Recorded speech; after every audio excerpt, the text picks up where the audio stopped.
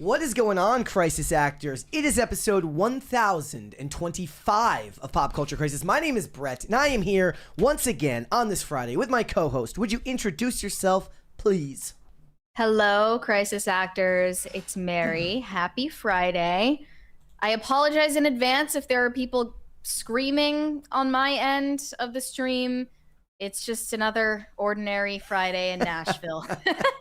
And I have been talking Brett's ear off all day, so I'm sure starting the stream will provide him some reprieve. I'm going to start talking your ears off. Well, it's a good thing, too, because back to normal schedule this week. I could even tell yesterday. By the way, guys, if you have not yet, if you're not a channel member, you should become a PCC channel member on YouTube because I put up a bonus episode with Blabs from Side Scrollers. We talked literally for almost an hour and a half, just going granular on everything going on with the ill-fated Harry Potter reboot. It was a lot of fun, but I could tell by the end of it, my voice was like starting to go again. And then like last night when we were like going to bed, I was like, Olivia's like, oh man, the cough is like back. Like at the end of the day, I'm like, pushed it a little too far. A little bit. So you can do all of the talking off of the ears today because that will give my voice at least some respite. And the other problem here is that like very much so I get too excited and then I want to talk about stuff. Like I could have, like Blabs, she could have talked about it for hours, but I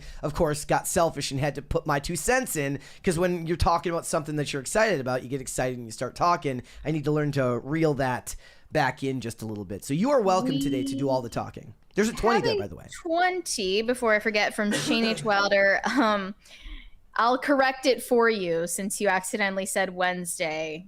No worries, Shane. Good Friday, Brett and Mary. I dropped paintings of Kyler as Van Gogh's self-portrait and Mary as the girl with a pearl earring after watching the PSYOP that is a internet show. Don't watch it unless it is for penance. Yeah, the new episode was just as enjoyable to watch as it was to film. We painted portraits of each other, and now they're hanging up as we're very proud of our work. I'm so glad nobody would ever ask me to do that because they would get a stick figure, and that's about the best you're gonna get. They're now for sale for tens of millions of dollars and your ear if you're interested out there. I'll keep an eye out for that post, by the way, Shane. Perfect. Thank you. It is Good Friday today. I did see that on the way into work going through Charlestown. There was a service going on outside of City Hall. Yes, outside of City Hall.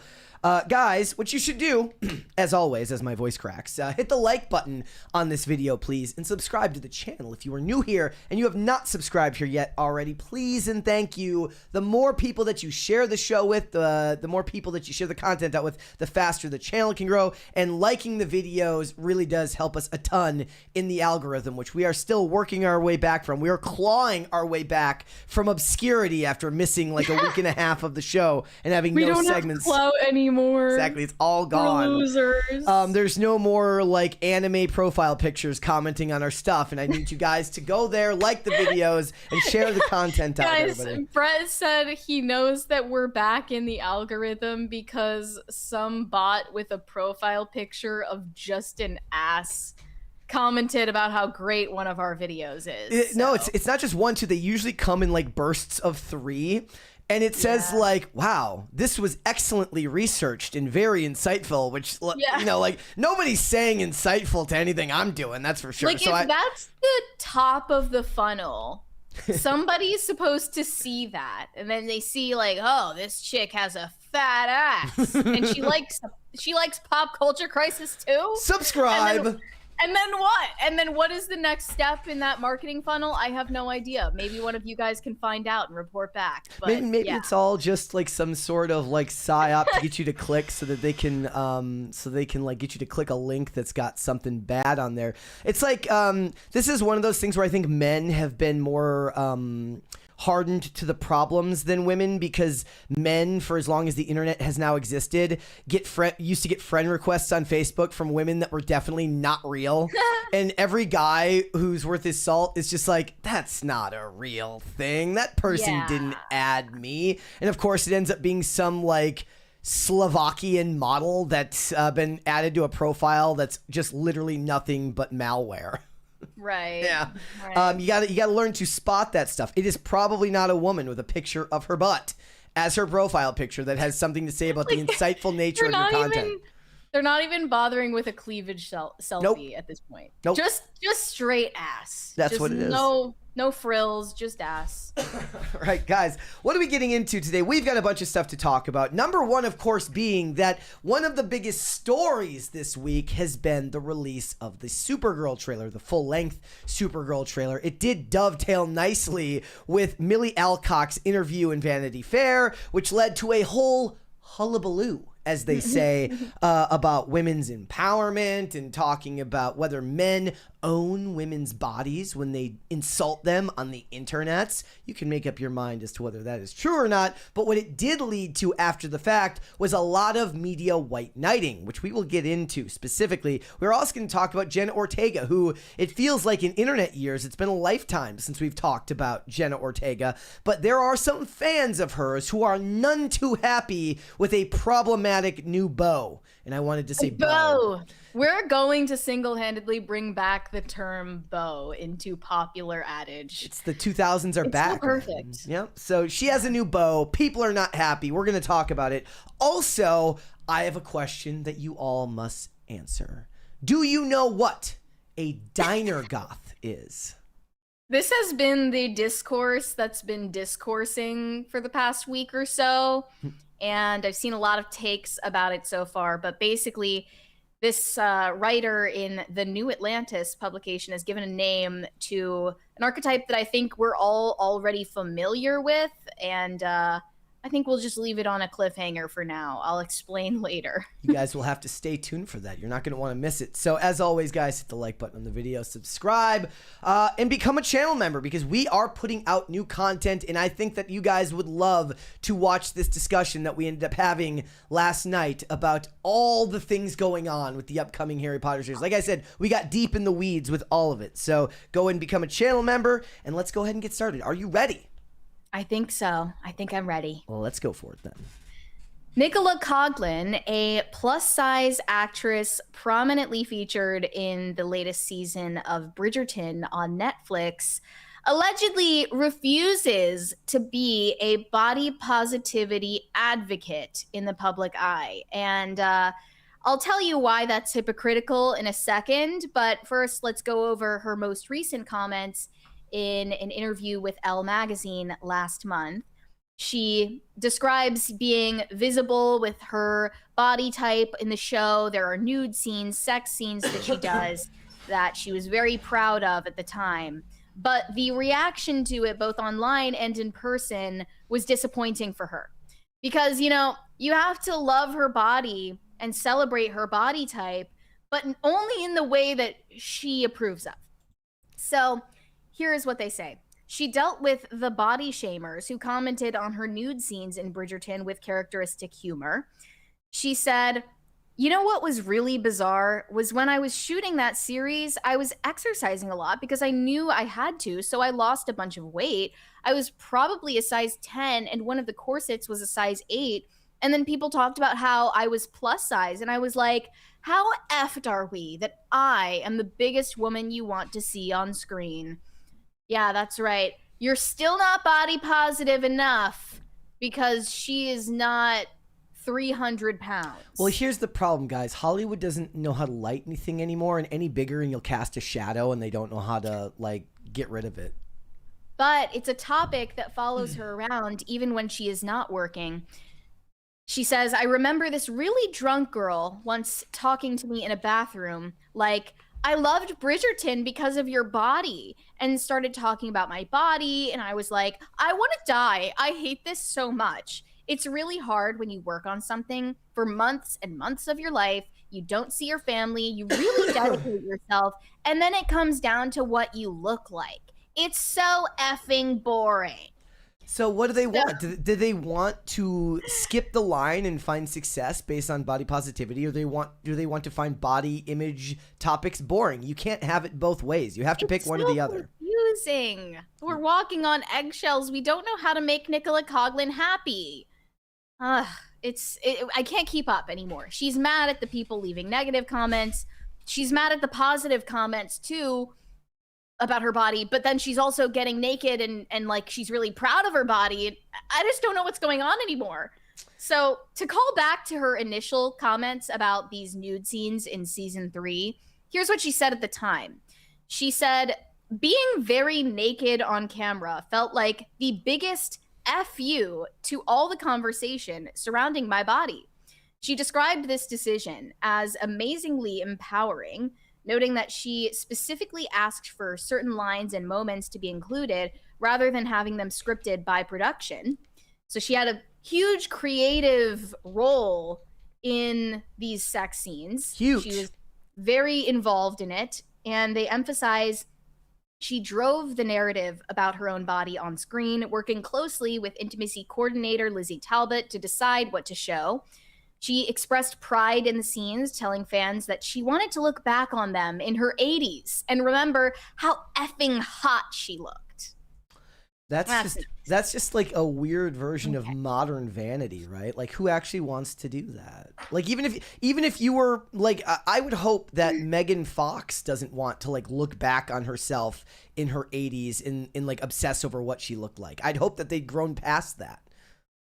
Unlikely. Yeah. Unlikely from what we know about their personalities. And she is now rejecting the notion that she is some sort of spokesperson for the body positivity movement after all of those previous comments about how proud she is of her fat body and being naked in front of everybody, in front of millions of people. Now she's all of a sudden uncomfortable that people like noticed that she's fat. I don't know. I just can't tell anymore what she wants from the audience. I think there's a sense of shame there, and it's not shame in being fat. I think it's shame in needing to use a superficial aspect of herself to find success, meaning that you got to where you wanted to get to because the industry felt it expedient to put this type of image on camera for virtue signaling purposes. Yes. But you want all of the ability to jump the line, but to be taken seriously for your work. And back in 2024, when the 3rd season of Bridgerton came out and these scenes were included in it, they were praised for, you know, highlighting this curvy girl body type on screen and making people in the audience feel seen. And it was like this big deal because she was being chased and pursued by a handsome, conventionally attractive male love interest in the show. And it made all of these fat women watching the show feel hot, I guess. I suppose. Which is pathetic. This could be like, but when PCC started, I said, Tim, we need more short people in podcasts. And then he gives me the podcast. And then I get mad that people aren't paying attention to it because we're saying something interesting. But actually, they're saying stuff about how, wow, I really feel seen by that extremely short dude running a podcast. Well, I guess in a way, podcasts are the great equalizer because we're all, we none of us have legs. Yes. So. But anyway, the one hot take that she kind of slipped in there was that she was like claiming to not even be that fat, guys. Like, I'm not even that fat. I'm actually kind of skinny though. Like, I was like a size 8 when they cinched me into a corset. So like, I'm not even fat. Here's I like this one where they put her size. This is a crazy take. They say the most inaccurate historical fact about Bridgerton, which is like laughable, by the way, because this is the most diverse Regency era cast ever. They say the most inaccurate historical fact about Bridgerton is the Tun acting as if Penelope, her character, is not the most beautiful woman and not have men falling down at their feet for her. She was the beauty standard in the Regency era. And they contrast her with this painting of, I don't know, maybe a historical figure. I believe it's actually from the Victorian era, but I could be wrong. If I had to guess, her body type was not considered the beauty standard in the Regency era. Top comment says, shows a painting of much thinner woman. Yeah. It's also just not accurate. And someone responded saying, I think it's a bit insane that we continually pretend Nicola Coughlan is insanely chubby. She has a round face, but she is a size 10. and in her late 30s. So she's smaller than most women her age and probably not even an obese BMI. Touch grass. Like, I'm sorry. She's overweight. Like, for sure.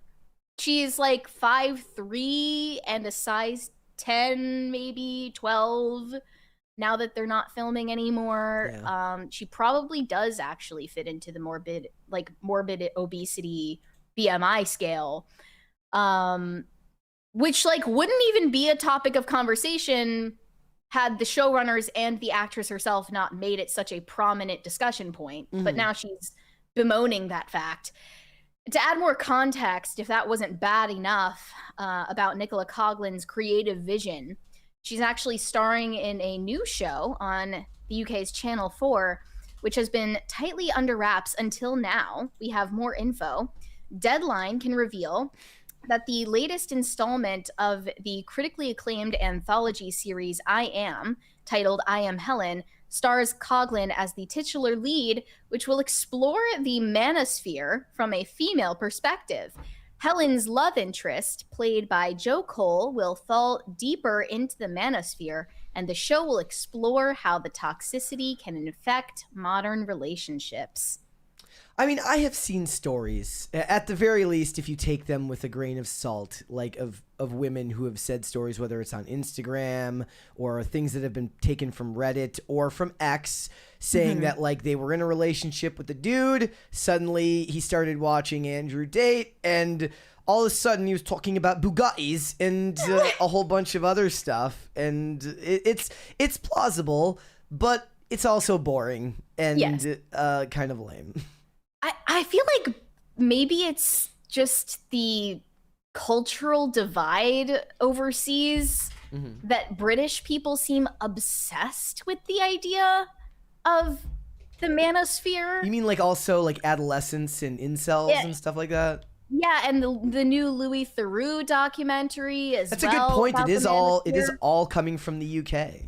They really seem fixated on it, and I think it might be a difference in their celebrity culture, because it seems like if a British person is famous, it's like they're like everything in the UK, and they're just a normal like one of many faces in the US. Well, it's so funny. I was actually just listening to a podcast earlier that kind of claims the opposite. They're saying that like when Hugh Laurie was like at the height of his fame for House, he couldn't walk anywhere in America without being mobbed by people, but he could be back home in the town that he lives in and walk down to the corner store and everybody would just kind of wave and go on about their day. Yeah. I think that's more just American culture versus perhaps other cultures. Like maybe Americans just don't do well with boundaries the way that other people do. Or maybe because they have the history of the monarchy over there. Celebrities are not as idolized. I don't know, but like Andrew Tate is the Antichrist in their country. Yeah. And like to us as Americans, I feel like we just think of him as just another streamer. Like he's a big deal, like he is famous, but he's just another streamer, you know? Like it's not like he's our Hitler, you know? Yeah. But they mention in this Deadline piece, platforming prominent names like Andrew Tate, the manosphere, and its promotion on social media are being debated in all corners of society at present. Again, I think that's kind of a narrow view. The topic came to the fore after last year's Netflix hit Adolescence and has been in the news again this week following Louis Theroux's documentary, which has in some corners been criticized for failing to take an in-depth look at the manosphere through the eyes of women. The Guardian's review questioned, why doesn't he focus more on the impact on women in its headline? Channel 4's show will very much do this and has been developed with Nicola Coughlin. And it says it's their attempt to tackle the manosphere in its own style. So I'm not saying it's totally detached from reality. I guess it remains to be seen how much fan fiction is in there. But there was like even recently a BBC series kind of related to this where there were these female detectives chasing after a 4chan villain who was in the show banned from 4chan, which isn't a thing. Like, you can't get banned on 4chan. But he was banned on 4chan after posting a selfie video, which, again, you can't post on 4chan, where he was talking about how the UK is getting invaded by third world military-aged migrants.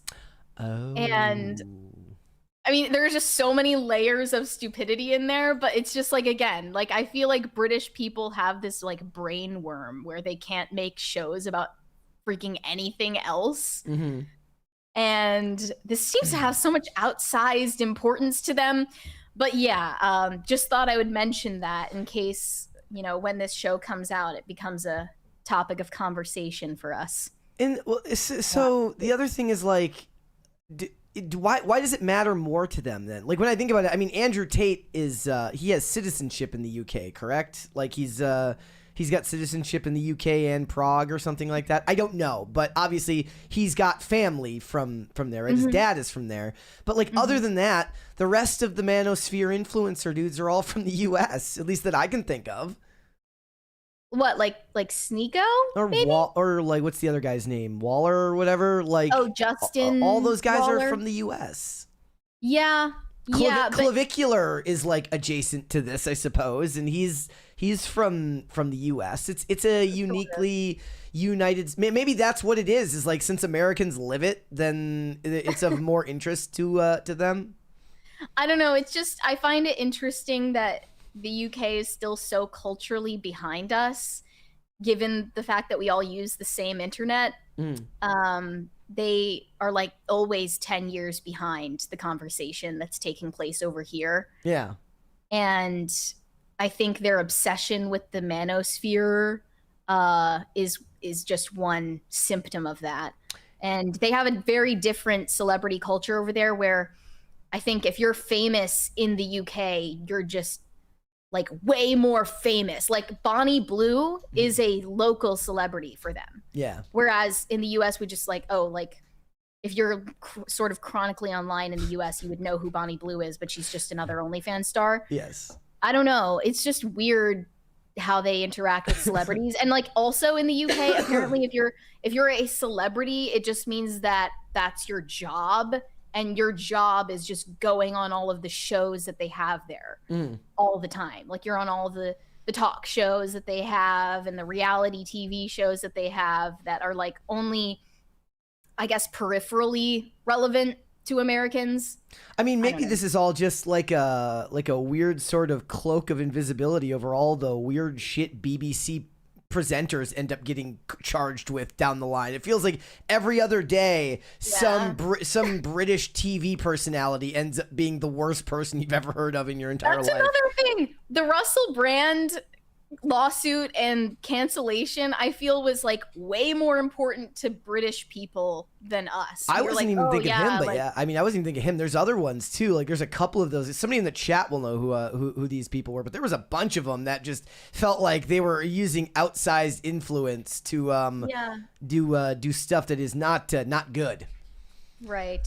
All right, guys, let's move on. We've got more stuff to get into. If there's one person that everybody can agree, at least on this channel, is awesome, we all know who it is. It's Dakota Johnson.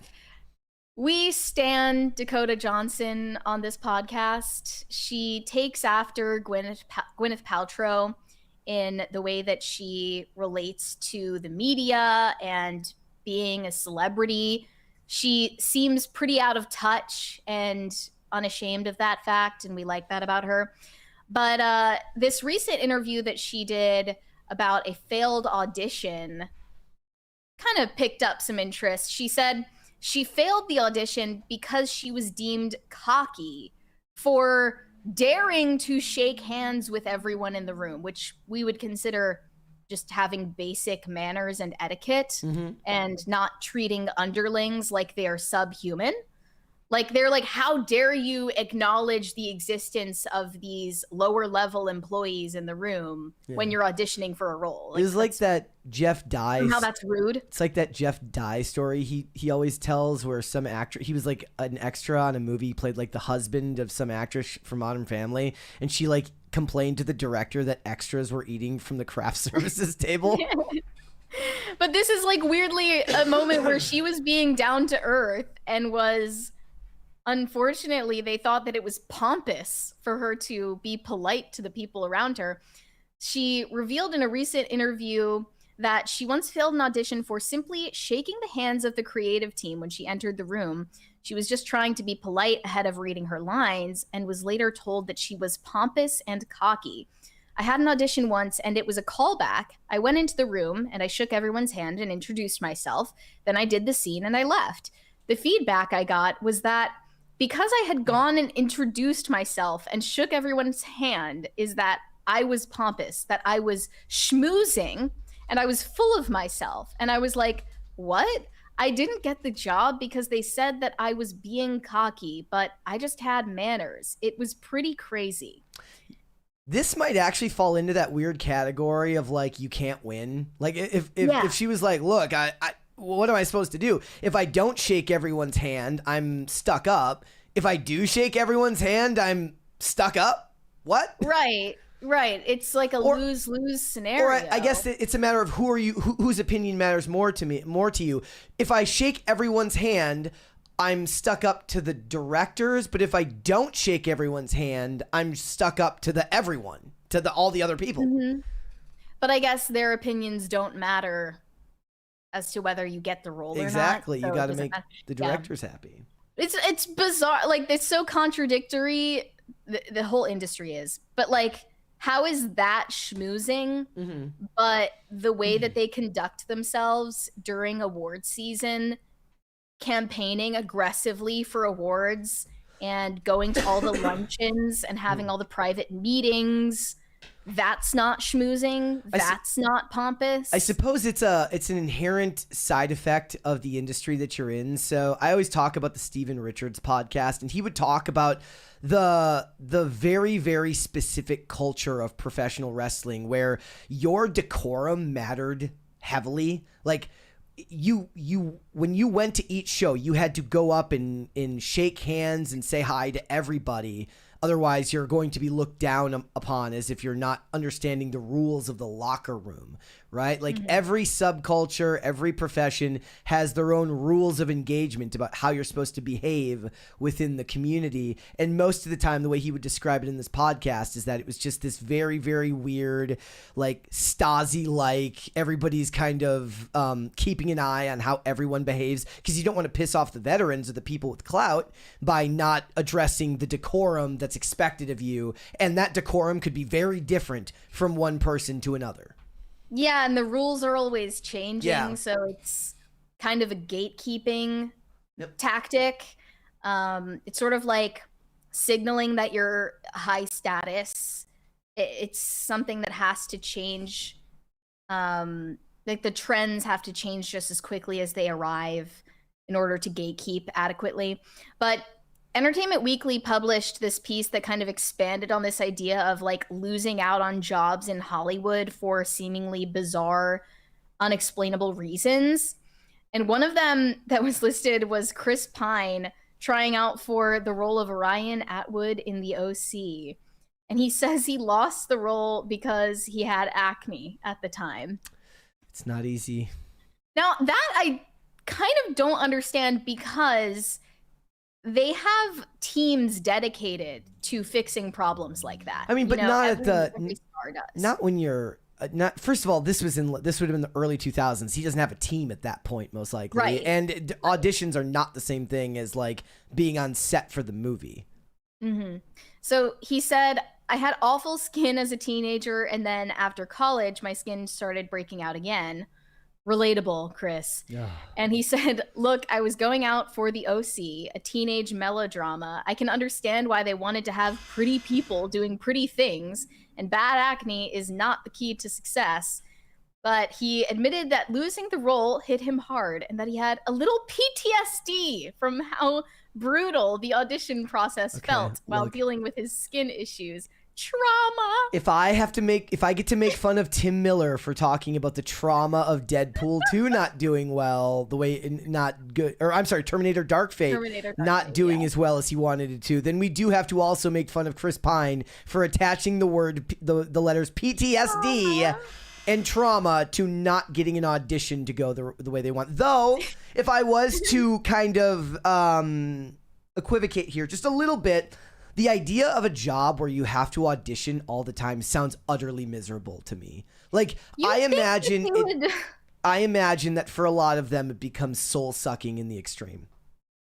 Yes, but you would think that it would act as a certain form of exposure therapy at a certain point. With their line of work, they have to face rejection so often.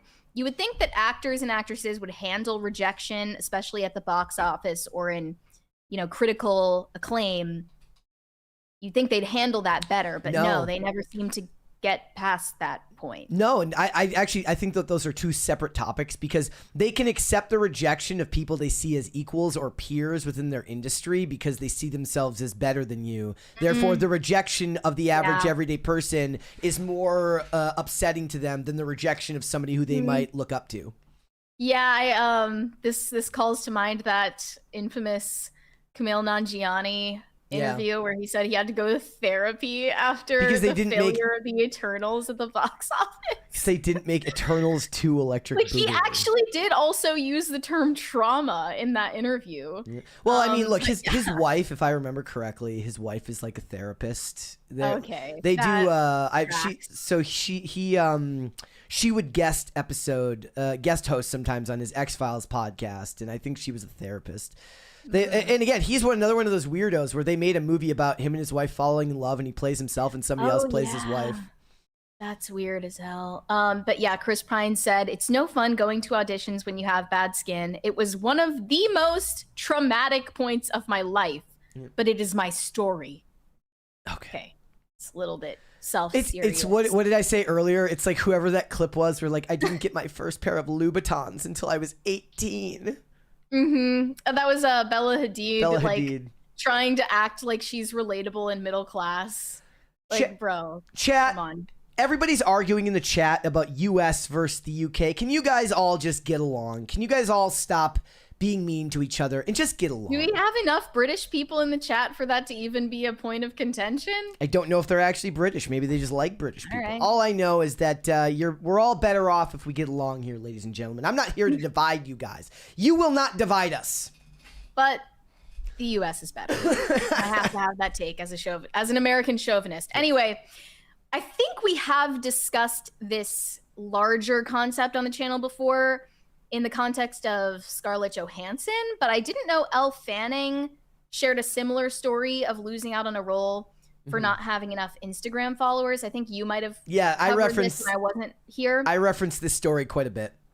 She said, I didn't get a part once for something big, and it might not have just been this reason, but this was all the feedback I heard because I didn't have enough Instagram followers at the time. And that was a little like, okay, I firmly don't believe in not getting a part because of my Instagram followers. Maya Hawke shared a similar experience, explaining how obsessed some producers are with follower counts.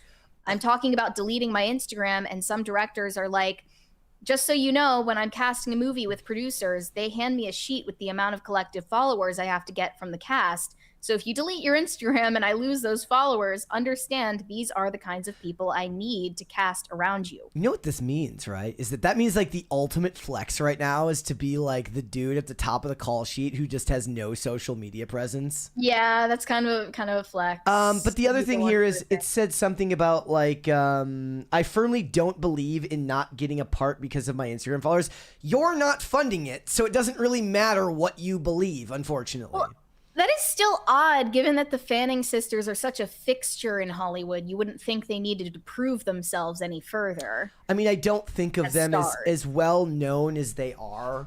They've never been what I would consider to be like... They're not a Scarlett Johansson. No, but they're closer to a Dakota Johnson, I suppose, as far as their structure. Yeah, maybe I'm wrong about that. Like, I don't know what their corollary is, but they're not top of the call sheet names. Even if they are very, very well known. I'd say they're solidly B-list. Though, funnily enough, yesterday I was watching the season 2 premiere, rewatching the season 2 premiere of NCIS, and Abigail Breslin was in it. She was like 5. She was like 5. She was very young. She's been around the block, Abigail Breslin. Like, I don't know if she's ever gonna have her breakout moment, but good for her for trying. This next one gave me joy because it's Mindy Kaling. She told The Guardian that she got rejected from a show that was literally about her. A network reached out and offered her her own sketch comedy series. I swear, Mindy Kaling is like the most overbooked person for how little appeal she has, that this would be offered to her without it even being something she pitched to the network. Anyway, they made her audition for the role of herself and then ultimately rejected her. She said, "We were not considered attractive or funny enough to play ourselves." She called the whole thing humiliating, but hasn't let it slow her down. The network is no longer on the air, and The Office went on to be one of NBC's most hit shows in years. I feel like karmically, I was vindicated, but at the time, it felt terrible. So I guess this might have been, this was when she told the story in 2014, but she's talking about something that took place before The Office. Interesting. Okay. Like, was she even relevant enough to do it then? It reminds me of that story is like Charlie Chaplin or something entered a Charlie Chaplin lookalike contest and lost or something like that. You can't even play yourself in the movie. But you know what? You shouldn't. I guess that is a big part of comedy, right? Is the guy who plays like an alternate version of themselves in a TV show, like a George Lopez. Right. You know, like that's the thing. Like imagine George Lopez gets rejected from the George Lopez show. Well, Mindy Kaling now in 2026 can't even play Mindy Kaling because she's skinny. Yeah. Well, she could play like an alt timeline version of herself. Yeah. In 2019, James McAvoy confessed that his height has cost him jobs in Hollywood. It's hard out here for the manlets. My goodness, I feel so. Wow. Oh, wait, is he too tall or too short? Short. Okay. He said, yeah, as a shorter man, I sometimes get told I'm too short for a role, or even when I get a role, I'm made to feel like, well, of course we're going to have to do something about that. He also mentioned how looks come into play. Sometimes you're made to feel like you're not good looking enough to get a role. I was once told by an actress that it was an interesting choice, my casting, because nobody would usually believe that I would be with somebody like her. That was a kick in the nuts. Says he's 5'7", I think, or something like. No, wow. Maybe I'm. Yeah, it says McAvoy stands at a height of 5'7". Look, he's below average height. He is. There. He is below average height. But I forget who it was on IRL one night and said actors are actually traditionally more like he says like a lot of them are end up being shorter than you'd expect. Like they're not all 6'2". Well, I would expect that what they want for a male and female co-lead is somewhat similar height, so it's easier to film. What did the director like? He walks on set. They're like, "Oh, the producer must have invested in an Apple box company. Look at James McAvoy over here." But yeah, 5'7", under the average height in general, but also well below the average height for actors. This one was interesting. Reese Witherspoon has been turned down for roles over being too smart for a part. She said, that sounds like humble bragging. I have lost as many parts as I got. This is in an Instagram post. I was always considered too something. Too short, too feisty, too energetic. I once got told I seemed too smart to play a young female character. Well, it couldn't have possibly been Elle Woods. But yeah, like I was like, wait, so is the idea here that like Alicia Silverstone had to like be really dumb so she could play Cher from Clueless? But the thing about Cher or Elle Woods is like they're ditzy, but they have intellect under the surface that gets revealed throughout the story. But she kind of made this as the moral of the story is it's like burnt toast theory, which I'm not able to explain very well. But the theory goes that if you like are late for a meeting because you burnt your toast that morning, it might be because God was saving you from a car wreck. So you should be grateful for even the things that seem to be mishaps. Hey, that's literally when I tried to make that post about that one time where I said, like, everybody always complains when they say, like, I finally got ahead on bills and something happens to my car. I'm like, isn't that a good thing that you're actually ahead on bills when something bad happens? Therefore, you don't have to go into, like, further debt or just not get it fixed. Like, that's my point for that was more a matter of, like, this is a matter of your perspective of the world. And if you have the perspective that this is the end of the world because you finally got ahead and now you have to take care of something else, you're going to be miserable no matter what. Yeah, I think people maybe misread the point you were trying to make, which is expected on X. And lastly, Robert Redford auditioned to play Benjamin Braddock, Dustin Hoffman's character in The Graduate, but didn't get the part because he reportedly never struck out with a girl. Again, this is a humble brag.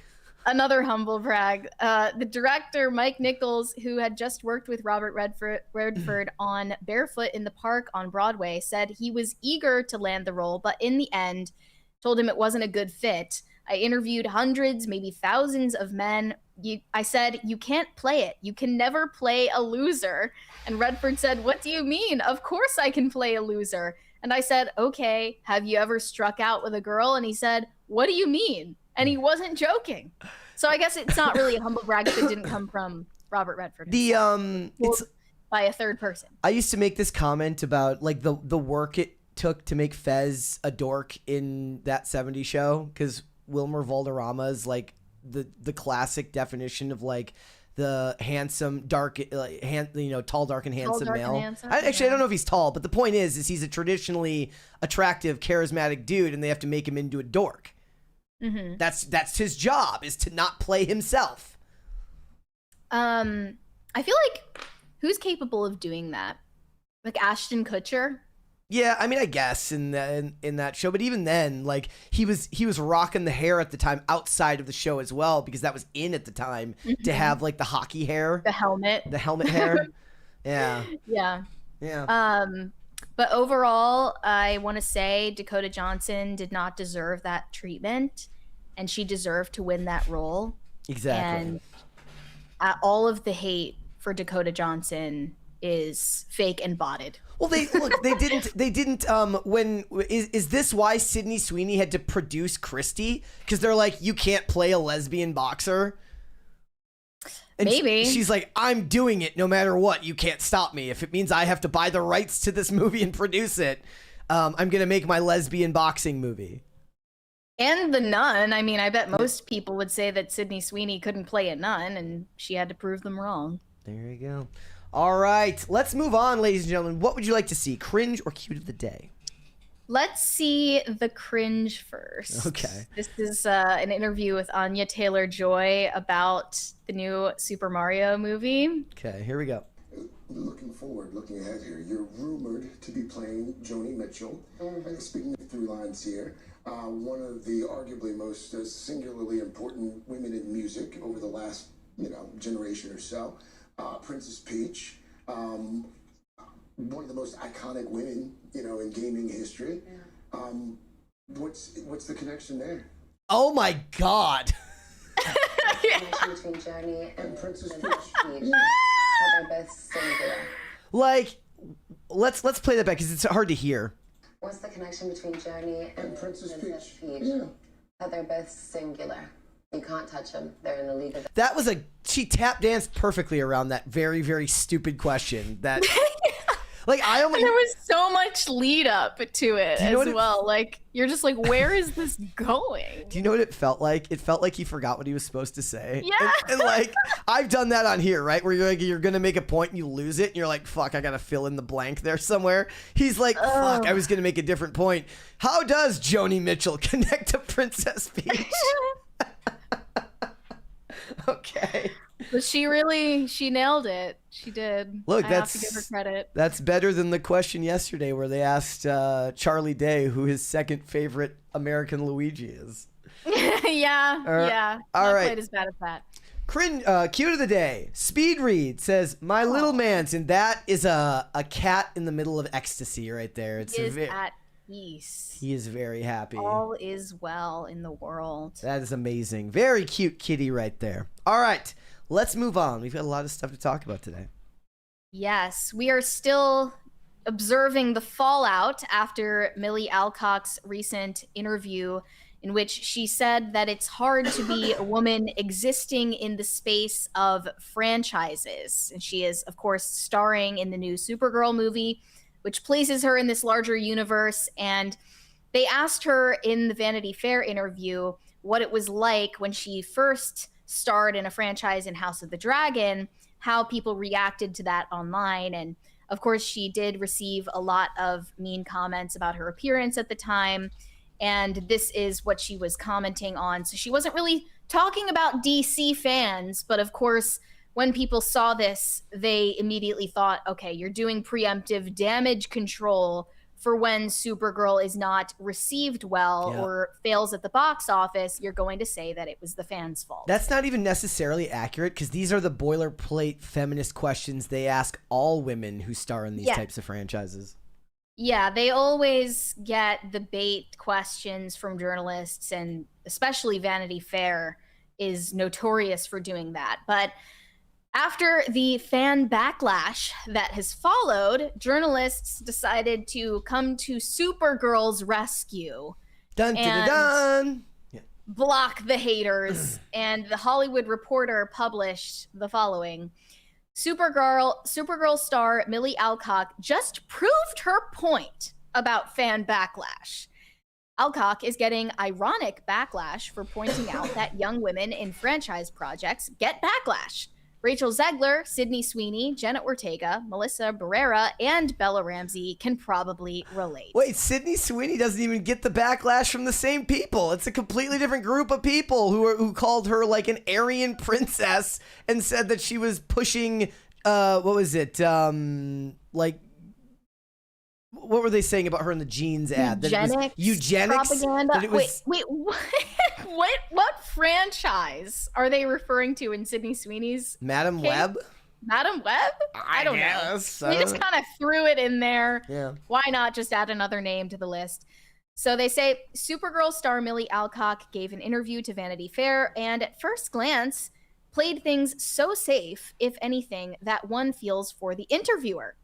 Take this quote about her character in the upcoming release.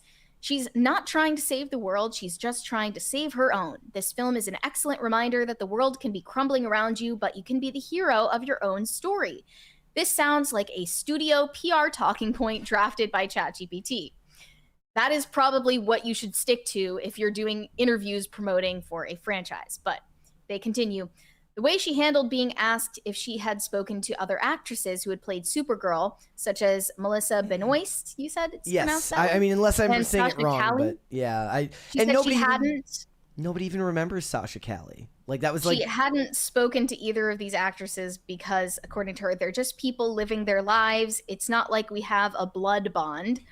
Deftly handled. Then came this exchange. They asked her, has the famously fickle Game of Thrones fandom prepared her for the inevitable backlash that she will face from DC fans? She replied, it definitely made me aware that simply existing as a woman in that space is something that people comment on. We have become very comfortable having this weird ownership of women's bodies. I can't really stop them. I can only be myself. Her statement seems inarguable. Alcock was 21 years old and playing a teenager on the first season of the fantasy drama. Fans made all sorts of sometimes gross comments about her, as they did about Maisie Williams and Sophie Turner. If anything, she seems rather zen and non-reactive about this, but the response to Millie Alcock in many online corners has been as if the actress went on a militant feminist rant, slamming all male fans and threw a massive pity party for herself. Sample. Alcock signaled to everyone that this film is going to be garbage. If anyone had any doubts, she has dispelled them. Your movie isn't even out and you're already a victim of nothing happening to you. So Shut the F up. This is true, though, that is a narrative framing by that person when clearly she was not talking about Supergirl. It just so happened that whoever's bright idea it was to have this interview coincide with Supergirl, even though the questions are related to a past franchise, the idea that the wires weren't going to get crossed here is insane. This was going to happen either way. And I will say, and I do think that it's fair to point out that I could have Monday morning quarterbacked a better phrase, a better comment for her to make that wouldn't involve the modern day progressive gobbledygook of owning women's bodies. Right? Okay, let's do a little PR for her. So then. if she was to say, like, I learned at a young age that when you enter the genre or franchise world, that anything you do is going to be commented on, and the only thing I can really control is my performance and how I respond to it. It doesn't place anything on the idea of men specifically, first of all, and leaves open the idea that all she can do is control how she reacts to it. I do believe it would still get some backlash, but as soon as she went into that weird flowery language about owning women's bodies, which is purposefully descriptive in a way that's not realistic, your verbose phraseology gives people license to also be verbose in response.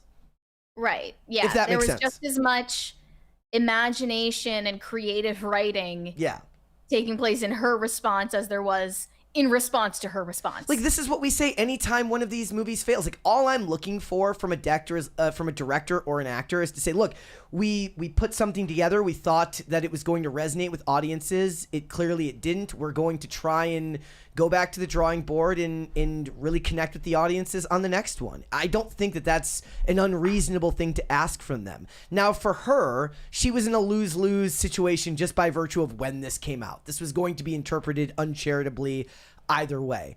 And that sucks, but that's part of your job. And it's not about men owning you, unfortunately. I have to say, I did see a lot of commentary on her appearance before the Vanity Fair interview came out. People not commenting, but really just straight out insulting her. There is a lot of commentary around her physical appearance, which because she's very unique looking. Exactly. It's just like we were looking at Anya Taylor-Joy. She also instigates commentary about how she looks. And one of the things I always try to point out is, like, Hollywood loves interesting looking faces.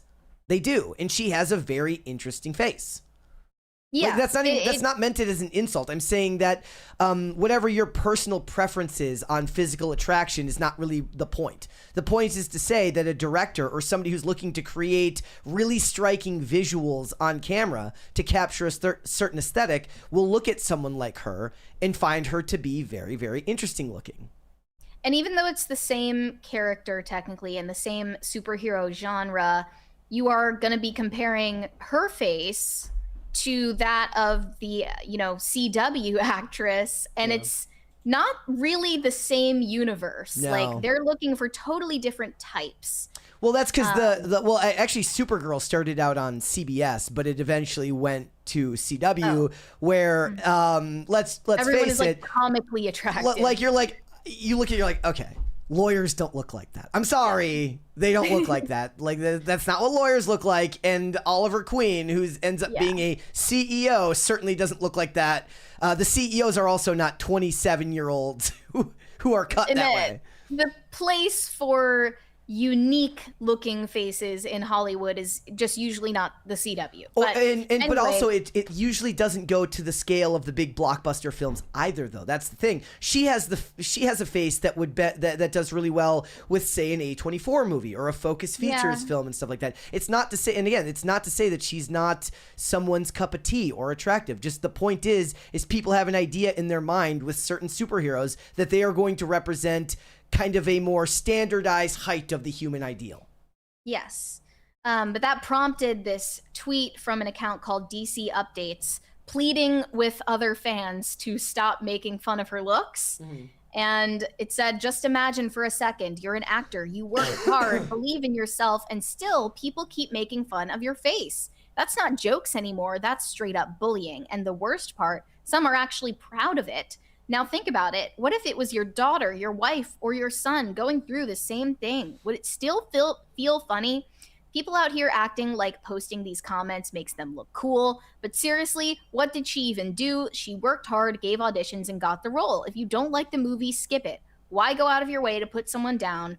At first, the Millie Alcock, Will Poulter resemblance jokes felt harmless, but now it's turning into something ugly. I haven't even watched any of her movies or shows yet, so I don't know how she is as an actress, but seeing the kind of stuff people comment under my posts honestly makes me feel really bad for her. To which someone said, she's facing ridicule because she preemptively attacked the fans. She deserves the bullying, and she deserves much, much more that is coming. So it's just like one infraction and you are on their shit list, which is only understandable now that we're like 10 years on past like peak woke. And people are beyond fatigued with the bodies and spaces Marxist language. Okay, Exactly. just give it a rest. And they then go on to say it's so ironic that it almost seems too obvious to point out how ironic it is. Millie Alcock says women in fantasy and franchise IPs get backlash and rude comments about their looks, and the result is backlash and rude comments about her looks. One gripe being made by some fans is that whenever a project isn't successful and has a female or black lead, especially titles made by Disney, that those creatively responsible suggest fans were too sexist or too racist to appreciate their efforts. But Millie Alcock never suggested Supergirl would get backlash. The journalist did, to be clear, only that she expects to get personally objectified and trolled, which she is. Here's the other thing. Like, I'm also not going to give you much leeway if you're going to be completely unfair with your screenshots, which in this one they are. They chose a traditional picture of Melissa Benoist and then used a ridiculous screenshot. Like, you're not acting in good faith. Even, you know, you're clearly trolling, which means your opinion should be dismissed. It's like this screenshot where it looks like Millie is getting sand blasted, or like she's like in front of a nuclear blast. Like, it's just not quite a fair comparison, but you see why they're doing it. And there was another post by Bill Holt who said she's depressed, drunk, drinking, hungover, sad, hopeless, in despair, always laying in darkness. Then somebody hurts her dog and suddenly she's a hero, but only because she gets to kick some male ass? Nope, still not sold on James Gunn's anti-hero superhero trash. Like Superman, this trailer basically has everything needed to tell me it's no fun, right down to a funeral procession scene. That is what New Hollywood is. We sell you everything bad. You go to the movies to escape. F this movie and F James Gunn. Okay, so I think that is an uncharitable take on the trailer, even though the trailer didn't really do much for me.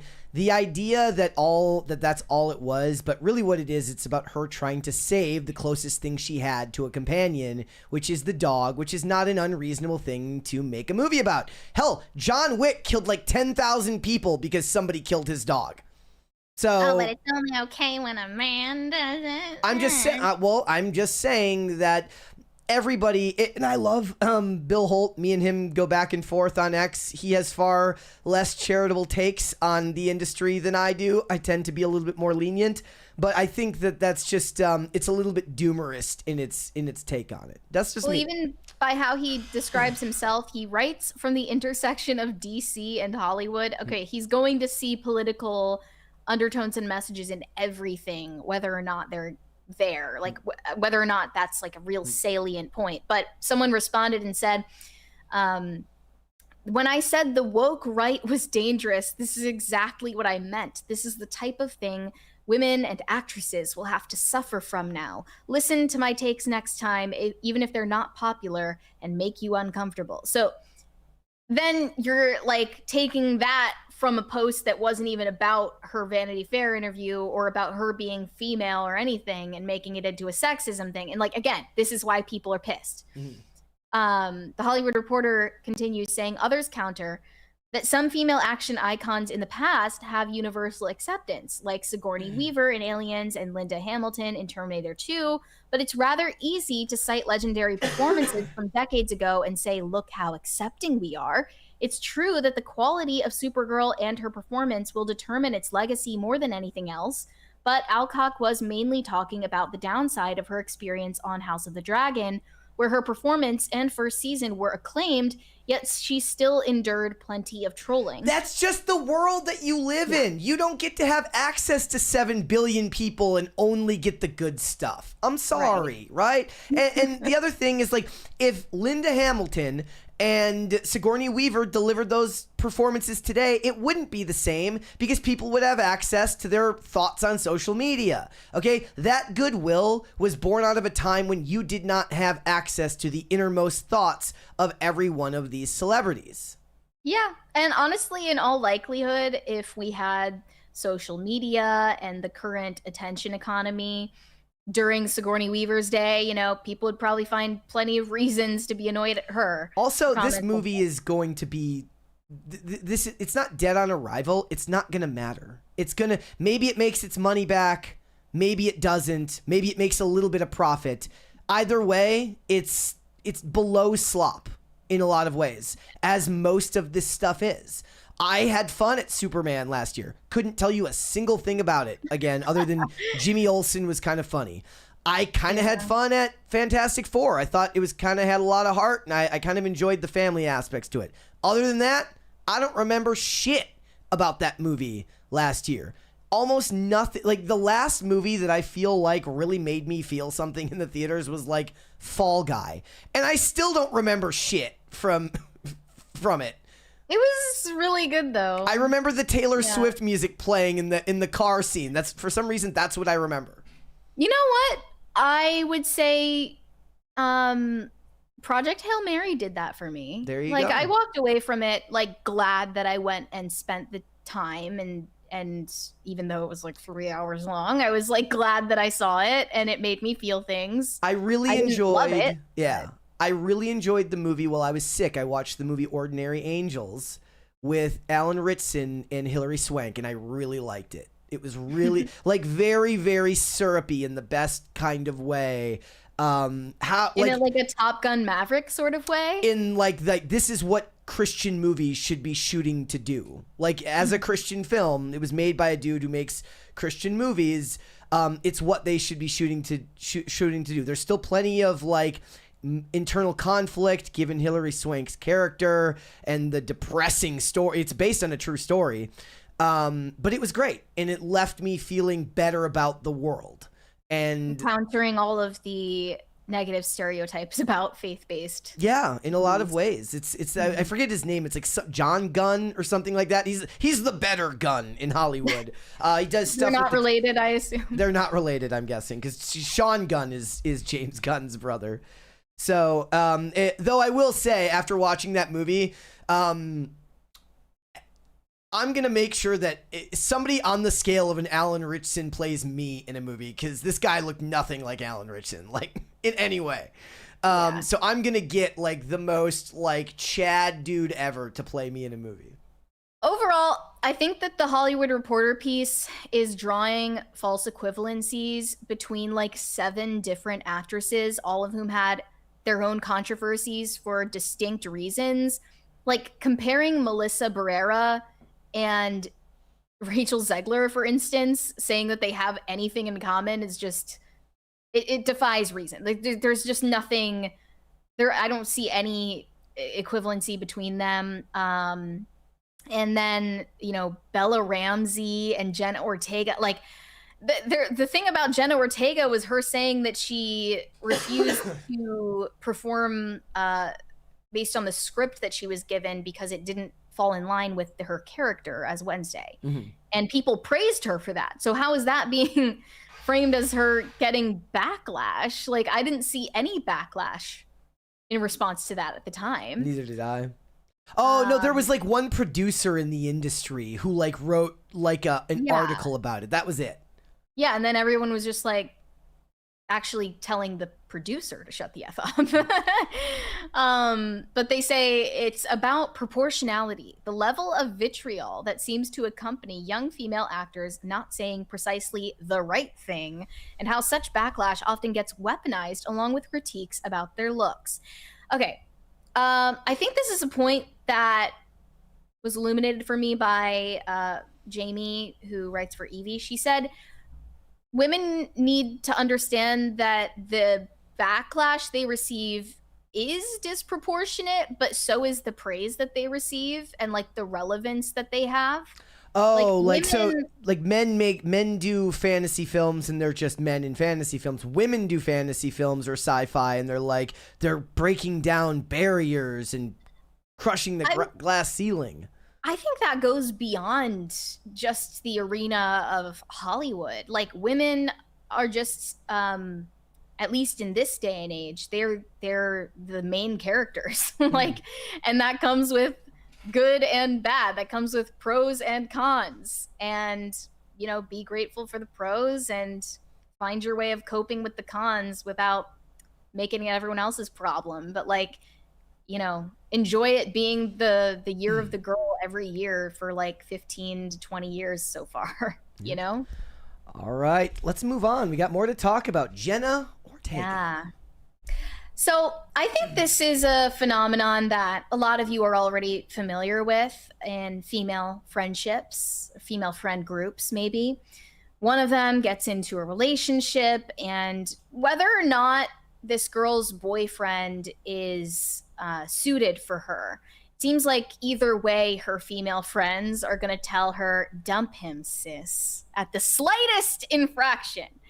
And we can psychoanalyze that to death, but it appears that actresses and their fan bases, because of the parasocial relationships that are formed, kind of have a similar dynamic. And that is observable in this recent story about Jenna Ortega, who is allegedly in a new relationship with a Danish musician. His name is Elias Ronenfeldt. I don't know if I pronounced that correctly, but we're just gonna go with it. Does the slash through the O make it different somehow? I have no idea. I had never heard of this guy before learning that they are dating, but it's still yet to be confirmed or denied that they're in a relationship, although they have been spotted many times, and every time she conveniently hides her face with her hair or turns away from the camera when people start taking pictures of them together. And recently they were spotted together at some pub, and a fan recorded them as he walked out of the building. And this is prompting reactions from her fans like the following. I honestly love Jenna Ortega, but don't know if I can support her anymore if she continues to hang out with this dude. And another one said, Jenna Ortega, girl, look at your life. Look at your choices. They're like asking her to have a come to Jesus moment. Okay, that's the ultimate. Because of this feeling of like possession over her. The ultimate narcissism is believing that that phrase should ever be said by someone that isn't your friends or family. Or like only your mom, basically. Yes. So I'll illuminate why people hate Elias Ronenfeldt so much, since he's almost certainly someone you haven't heard of before. He is the frontman of a punk rock band from Copenhagen called Ice Age. And here's the number one problem before we get to the rest of it. He's 34 years old and she's 23 years old. So we already know that according to the rubric of deranged Zoomer stan accounts, he's a PDF file. Mm-hmm. So that's problem number one. That's his first crime. And then we'll go deeper into his scandals here.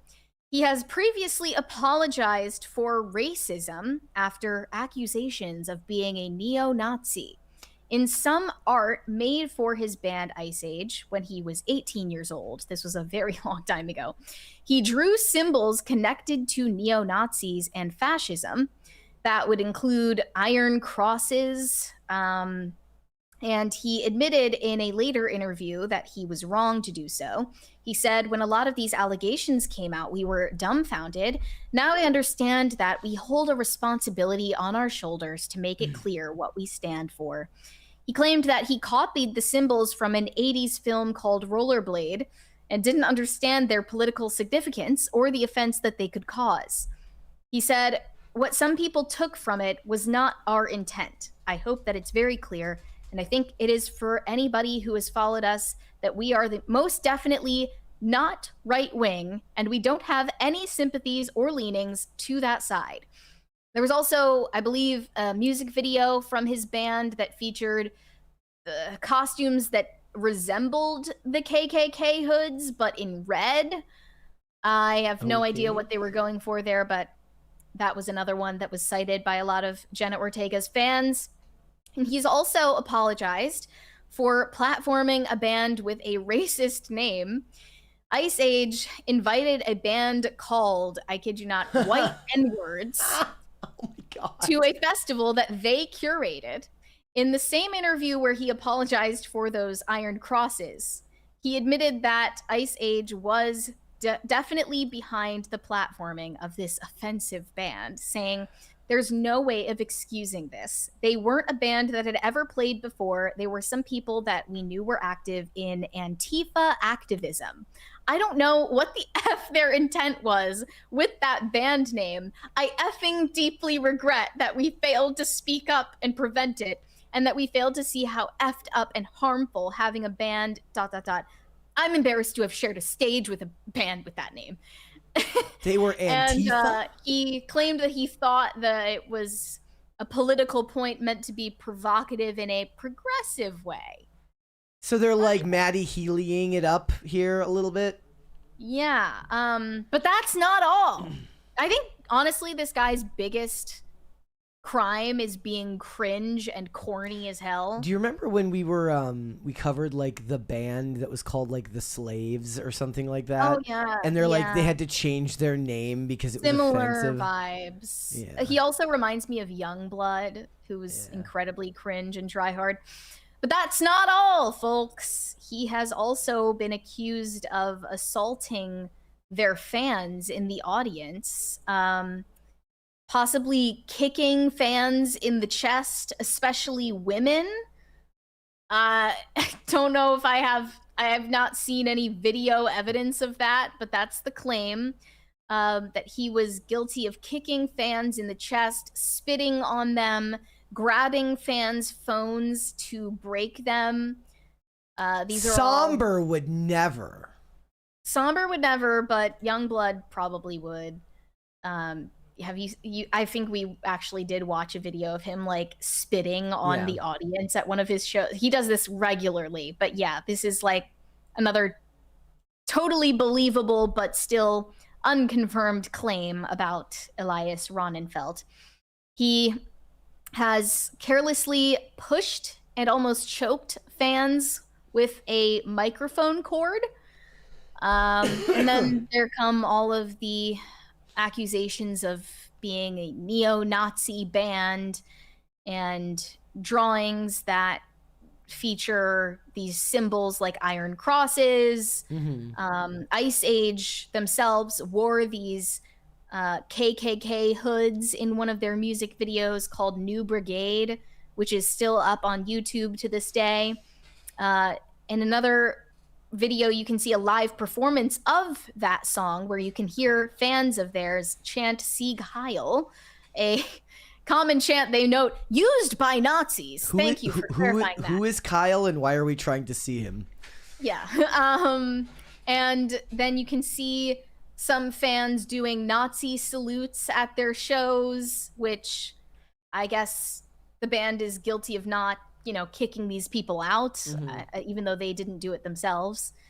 I wonder. So my question is like, how did they meet? Did he like slide into her DMs? Yeah. Did they do a song for Wednesday season 2? What's going on here?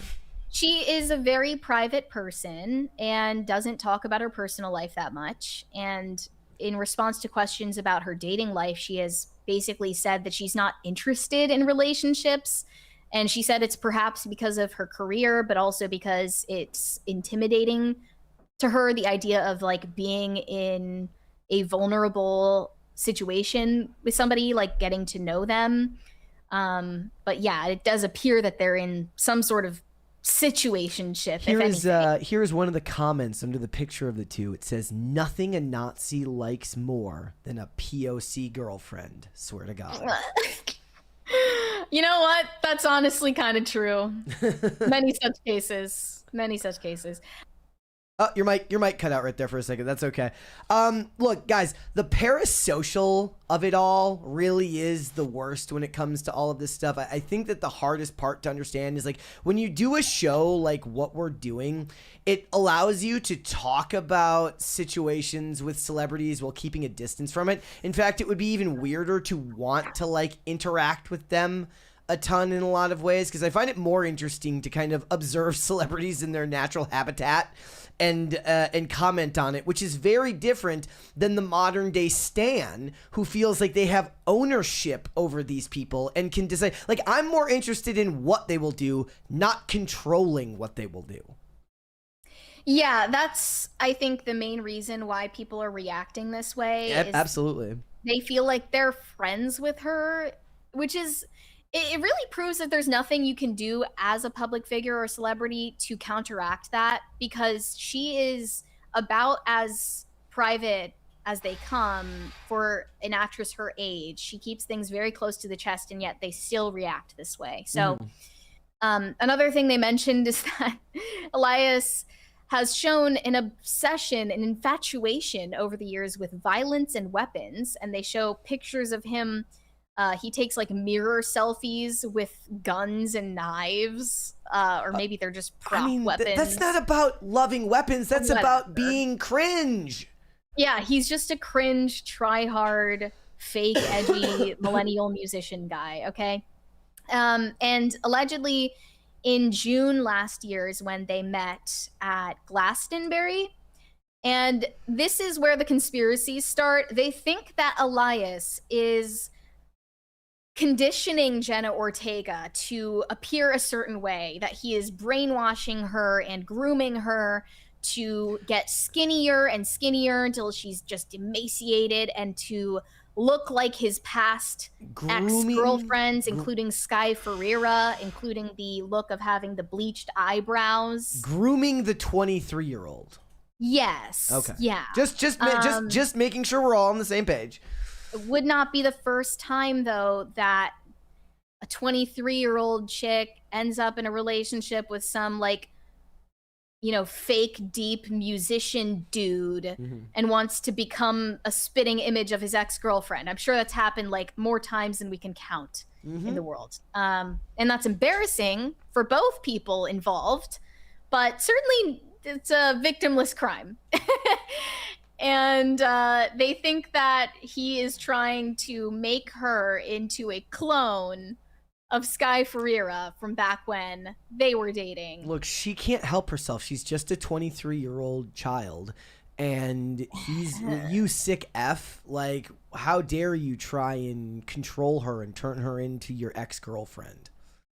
And they're also, like, you know, trying to challenge her bona fides as an activist because she's made comments about being against genocide. Well, I was going to say, the real question here is, how does he feel about Palestine? That's what I need to know. Like, that's really the most important detail that we've glossed over. All anybody here needs to do, okay, is hit this dude up and get an interview, and then you just ask him the question, does Israel have the right to exist?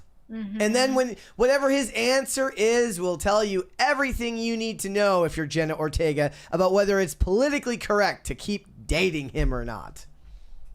Overall, I mean, I've probably said this before, but can we just let Jenna Ortega live? Can we let her live her life? Nope, she's a celebrity. You don't get, like, just like Millie Alcock, you don't get all the positives and none of the negatives. Fair enough. I guess she's handling it the right way by not commenting. Yep. All right, let's move on. Let's talk, ladies and gentlemen. You are about to learn something very important. You are about to learn about the elusive American diner goth. Yeah, fascinating. And we're gonna Not even today not even learn- elusive. Apparently they're everywhere.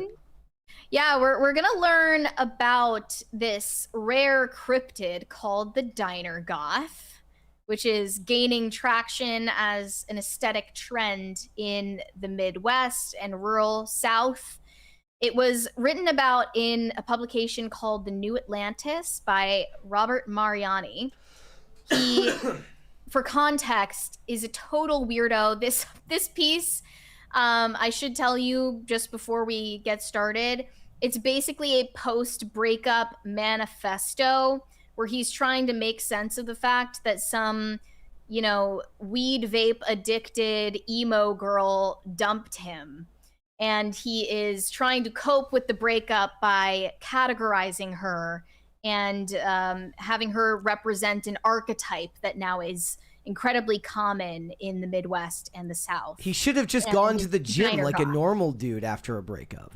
Yeah, you couldn't just start lifting, bro. You had to write a think piece about it. Well, he fits his own archetype.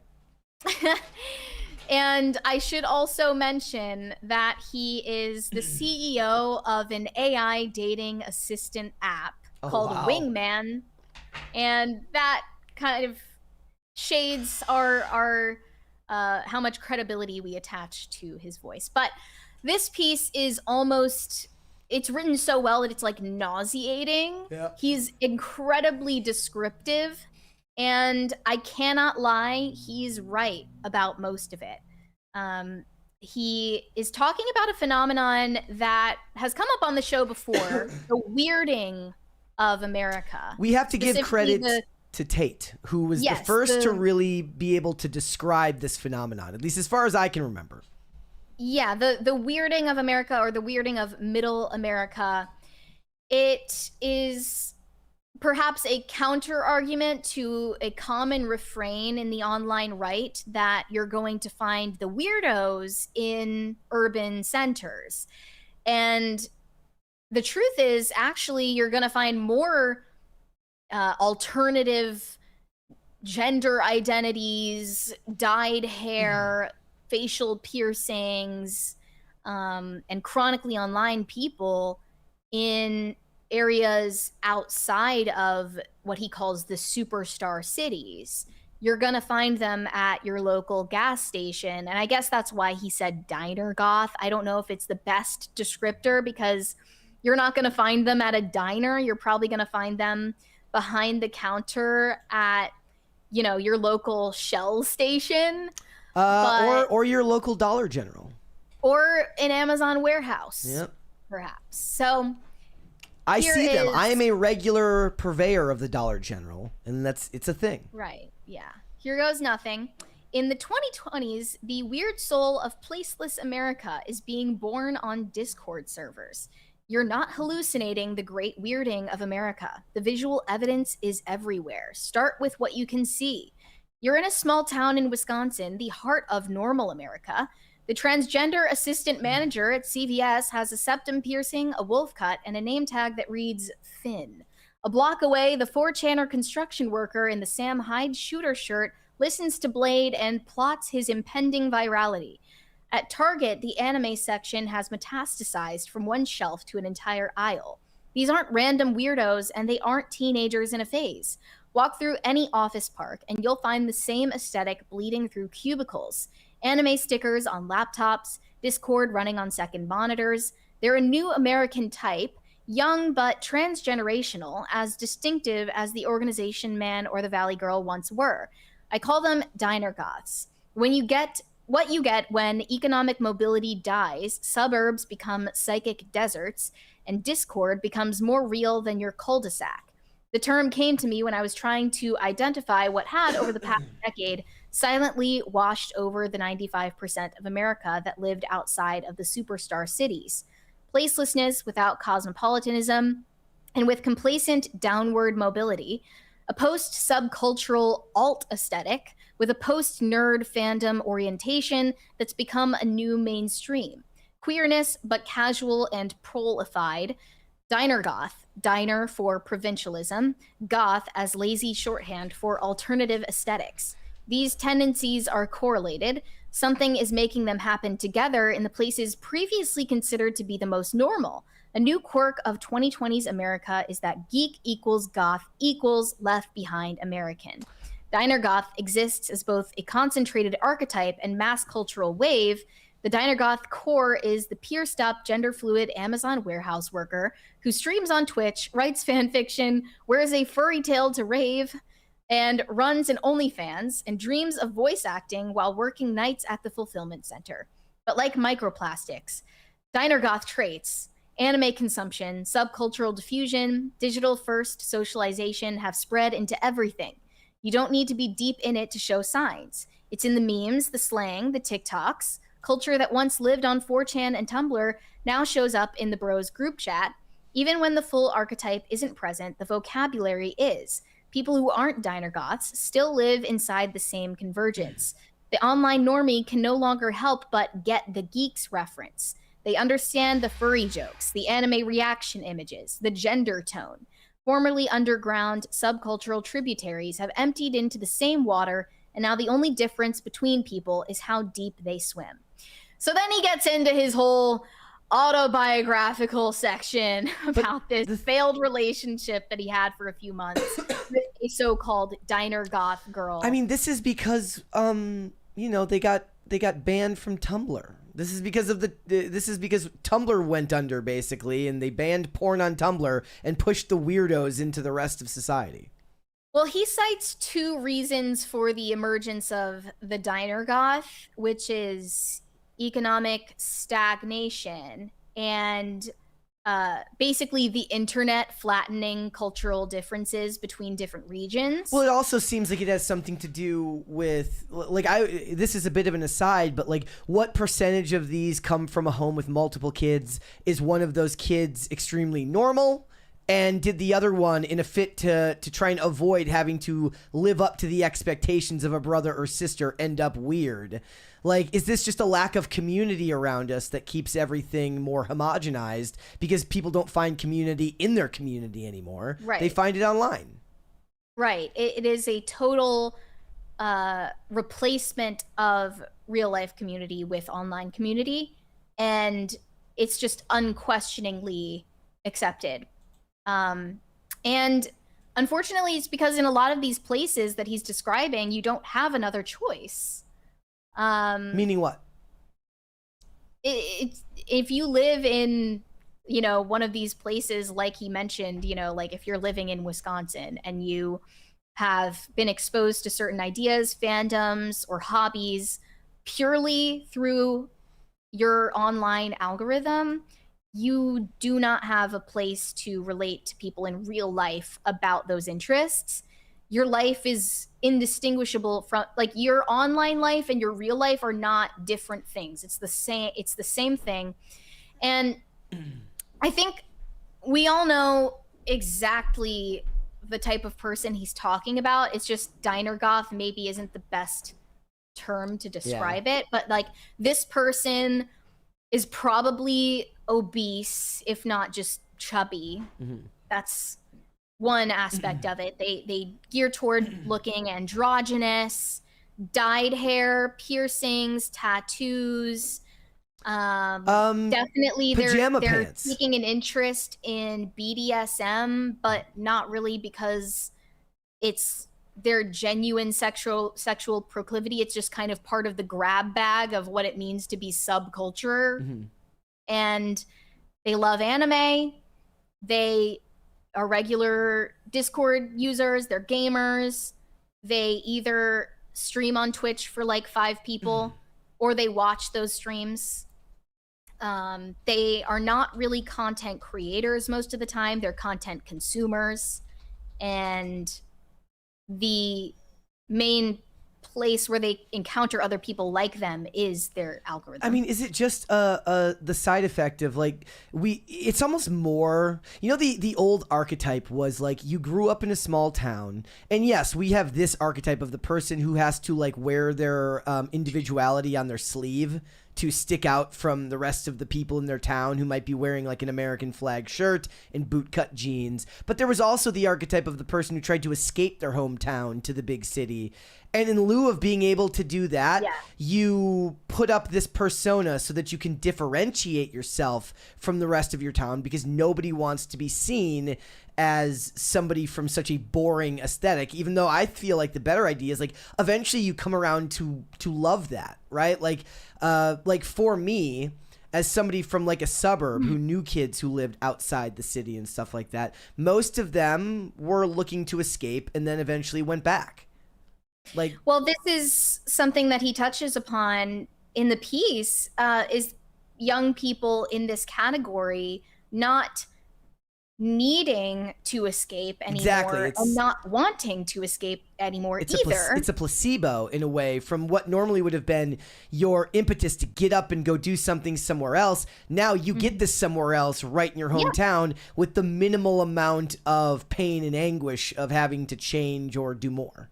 There's no need to escape your hometown to find your people, because your people are on your phone. And we still live in a world now where, how many things do you see? I don't know if this shows up on your Instagram algorithm, of like the guy who goes home for like Christmas break or the holidays, and he goes to the local bar and he sees all the people he grew up with. But it's like, that doesn't hold the same sway as an insult that it used to. The people who just decided to stay where they were, like that was a big joke in the 2000s, right? You didn't even try to move out of your hometown and go make something of yourself. You just became comfortable, and now people see that and they're like, yeah, but they got a great job. They're probably married, maybe not, if not to their high school sweetheart, somebody they've known most of their life. And you can make fun of that all you want, but it still seems like an idyllic life compared to the person who has 6 roommates in New York City and is starving to succeed but can't find it. Well, he's contrasting the diner goths who live in their hometown, usually under their parents' roof by necessity and by lack of desire not to, with the strivers that you just talked about who live with, they're like in a punk house in a city.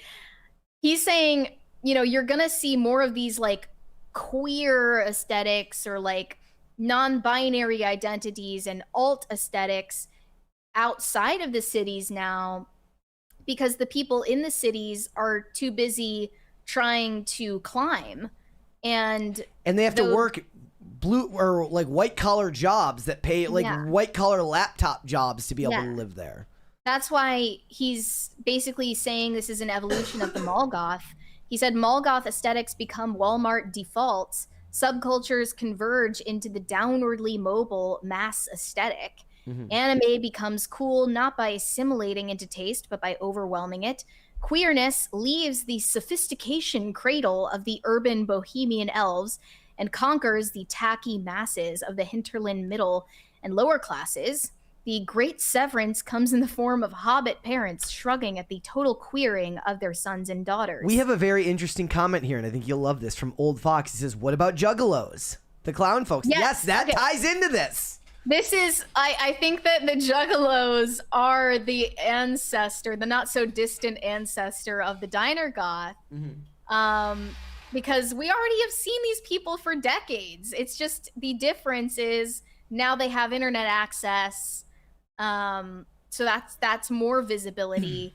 And I think it's kind of changed their interests too, because inherent to being a juggalo, right, is that you're part of an actual community with people that you meet face to face. Like that is part of being a juggalo. But like people with Joker tattoos and like people who are fans of ICP and people who wear like Affliction, and Affliction was more Affliction was more what I was describing earlier, which was like the hometown, the guy who never left his hometown and went to the bar. Here's a more recent drinks example. Bud Light.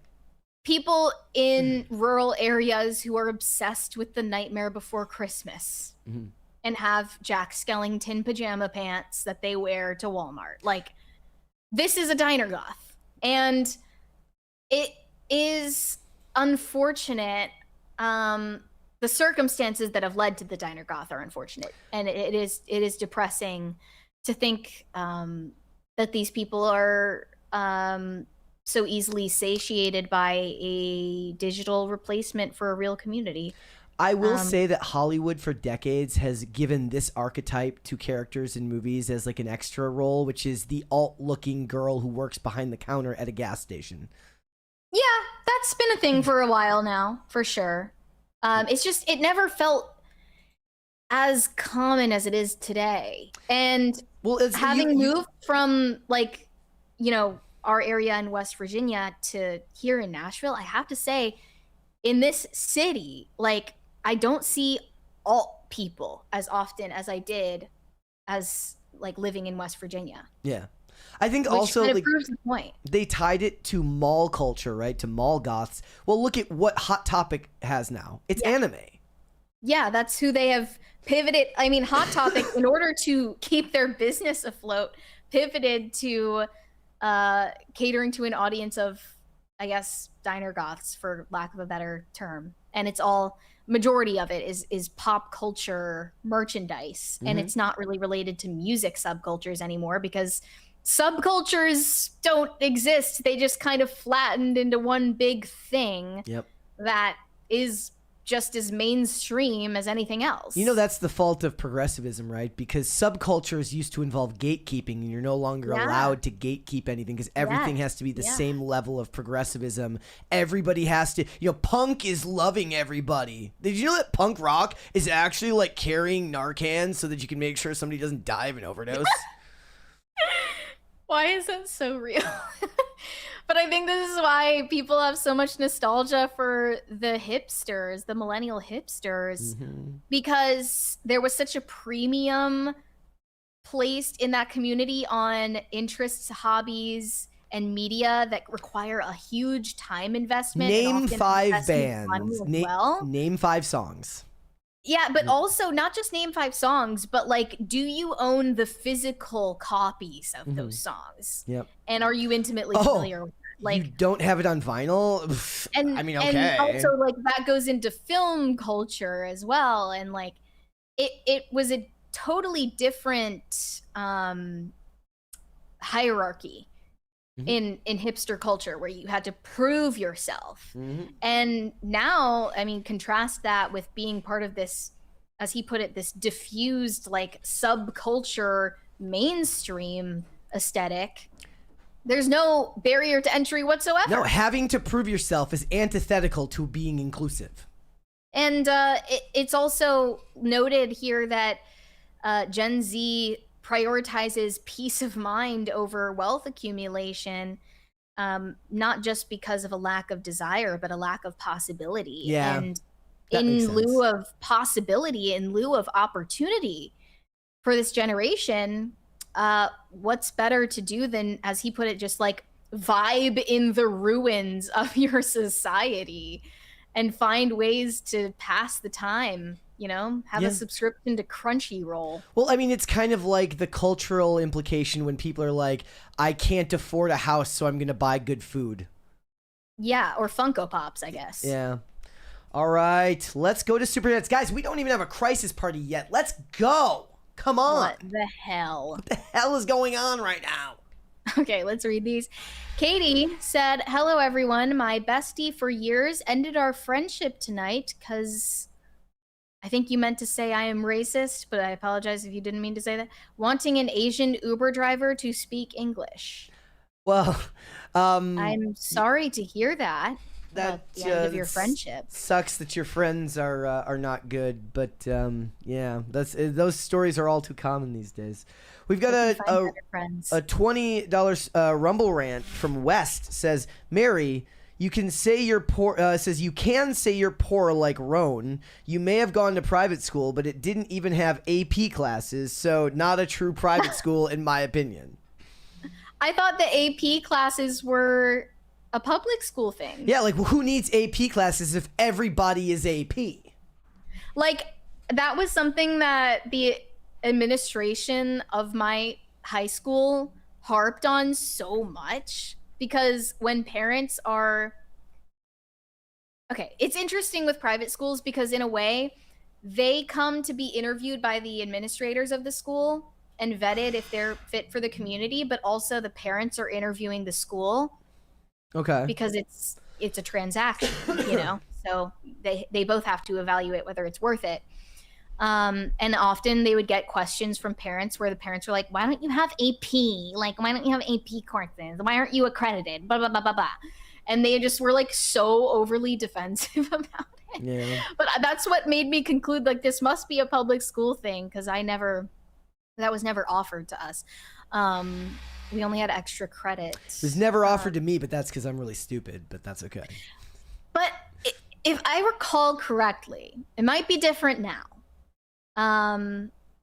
Oh my gosh, would it be gauche to name the number of my tuition cost? I don't know. Would that be I mean, gauche? it probably isn't because tuition costs probably go up at such a huge rate these days that maybe it's not even. It varies widely between private schools, and mine was maybe I think it was like $8,000 a year, which compared to many is quite modest. Yeah, I was expecting well a bigger worth it. number. I think it was 8,000. I could be wrong. I guarantee you that's higher now. I'm sure. 1-to-1 I'm at sure. whatever school it was.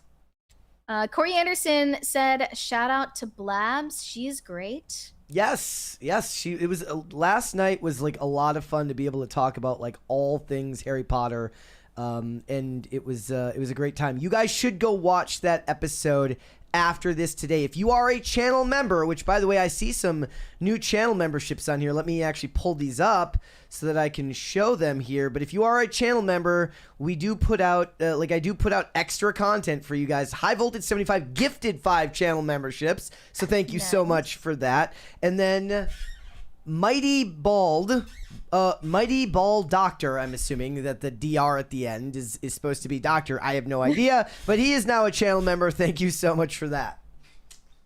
Thank you, guys. Corey Anderson said, "Mary, where do you keep those Lovecraftian arms?" What makes arms Lovecraftian? He's talking about the episode of a internet show where we're doing the portrait. Oh, okay. Kyler depicted me with a muscular arm with a lobster claw, and then the other one is a tentacle because he's just more creative than me. Yeah, that was straight out of Kyler's brilliant mind. I have no answer for that. By the way, guys, if you want to know how like in depth we went last night on Harry Potter, we didn't even get to Black Snape until like the last 10 minutes. What? We went through everything, so it was like it almost came up as like oh, by the way, Yeah, because it almost just goes without saying how crazy that is. Yeah. Did you talk about J.K. Rowling or? Yeah, we talked a little bit about the article about ethical consumption.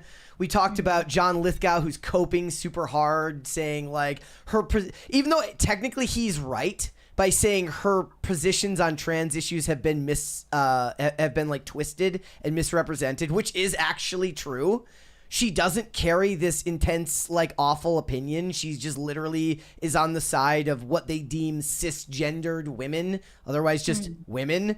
And it's just cope from him because he actually disagrees with her. And it's just, it proves that at the end of the day, it all comes down to the mighty dollar. Like, he's like, I had already said yes.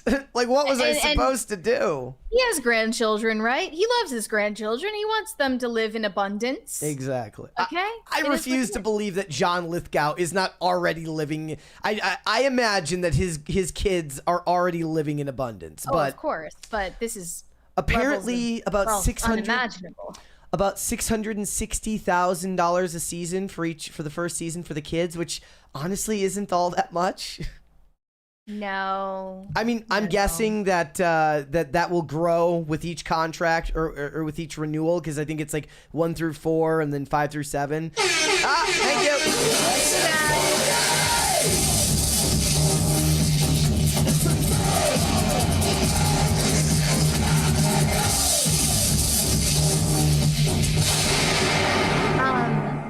Yeah, I'm glad that they have laws on the books for the kids, because otherwise I'd be worried about their money-grubbing parents. Yeah, I know, right? Cheating them out of their paychecks. But I was gonna say J.K. Rowling is the type of feminist. I believe can't remember if she's Gen X or a boomer, but she is the type of feminist that thinks that Girl Scouts should be for girls and Boy Scouts should be for boys and girls. She is that type of feminist where like it's PC in her worldview to defend the Girl Scouts and not defend the existence of a male. That's such a good comparison. So that was one of my first, like, I think where I started to realize how much I politically diverted from some of my friends, or I was having a conversation with a friend's wife at like a video premiere, and she was talking about what a great thing it was that Boy Scouts was letting girls in now. And I didn't even know how to argue with her about it. I'm like, where do we even start? What do you mean that's a good thing? Why? Like, can you actually tell me why that's a good thing? Why it wouldn't be a good thing to implement some of the things that Boy Scouts do into the Girl Scouts rather than opening up Boy Scouts to girls? Yeah, it's just like Girl Scouts, though, they've had their own issues, but you at least have to pretend that everyone in the troop is a girl. Like, that's still technically the rule. And then in Boy Scouts, they just did away with that entirely. And their defense for that decision was that the organization was shrinking so fast that they needed to boost the membership numbers by opening it up to everybody. However, they didn't think for even 1 second, how do we make this more appealing to young men? Like, they didn't even give that 1 second of thought. Is like, how do we boost membership numbers by getting boys to want to join? Yep. Well, that's just a side effect of what we did with the economy, which was just once we opened up the economy to men and women, everything shrunk. Like, the wages shrunk because suddenly there was enough for everybody. But that just like perfectly encapsulates J.K. Rowling's generation of feminism. That's perfect. Hopefully she realizes that at some point. Burned Oils said, what happens with the window washer? You really should let him in next time. That's how whole families got started in the 50s. Is that real? I thought that was the milkman.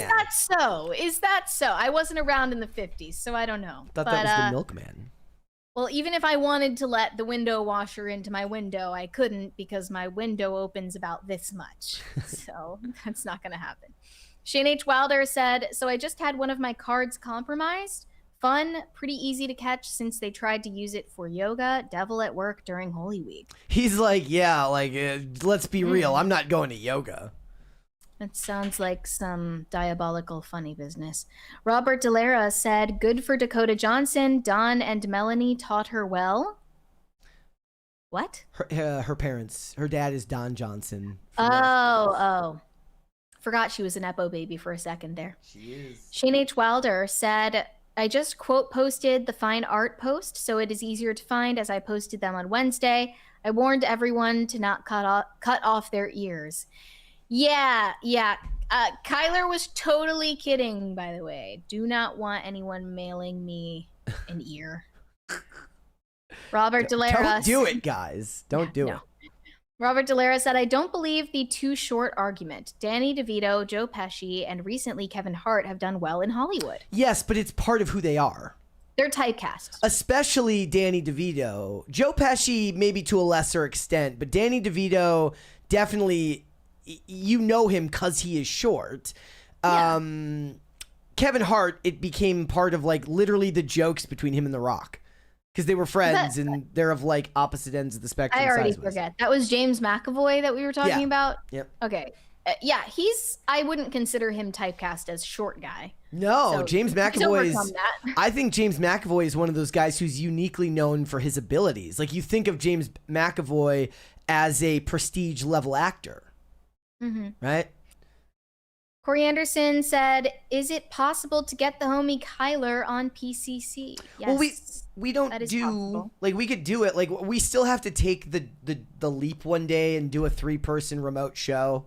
I want to. We'll figure. Like, I just I'm very gun shy about changing anything because it's been so long since we've had major tech issues. I don't like putting bad juju into the like. It's total magical thinking to be like, yeah, but if we change anything, it's gonna ruin something. But it would be good to do.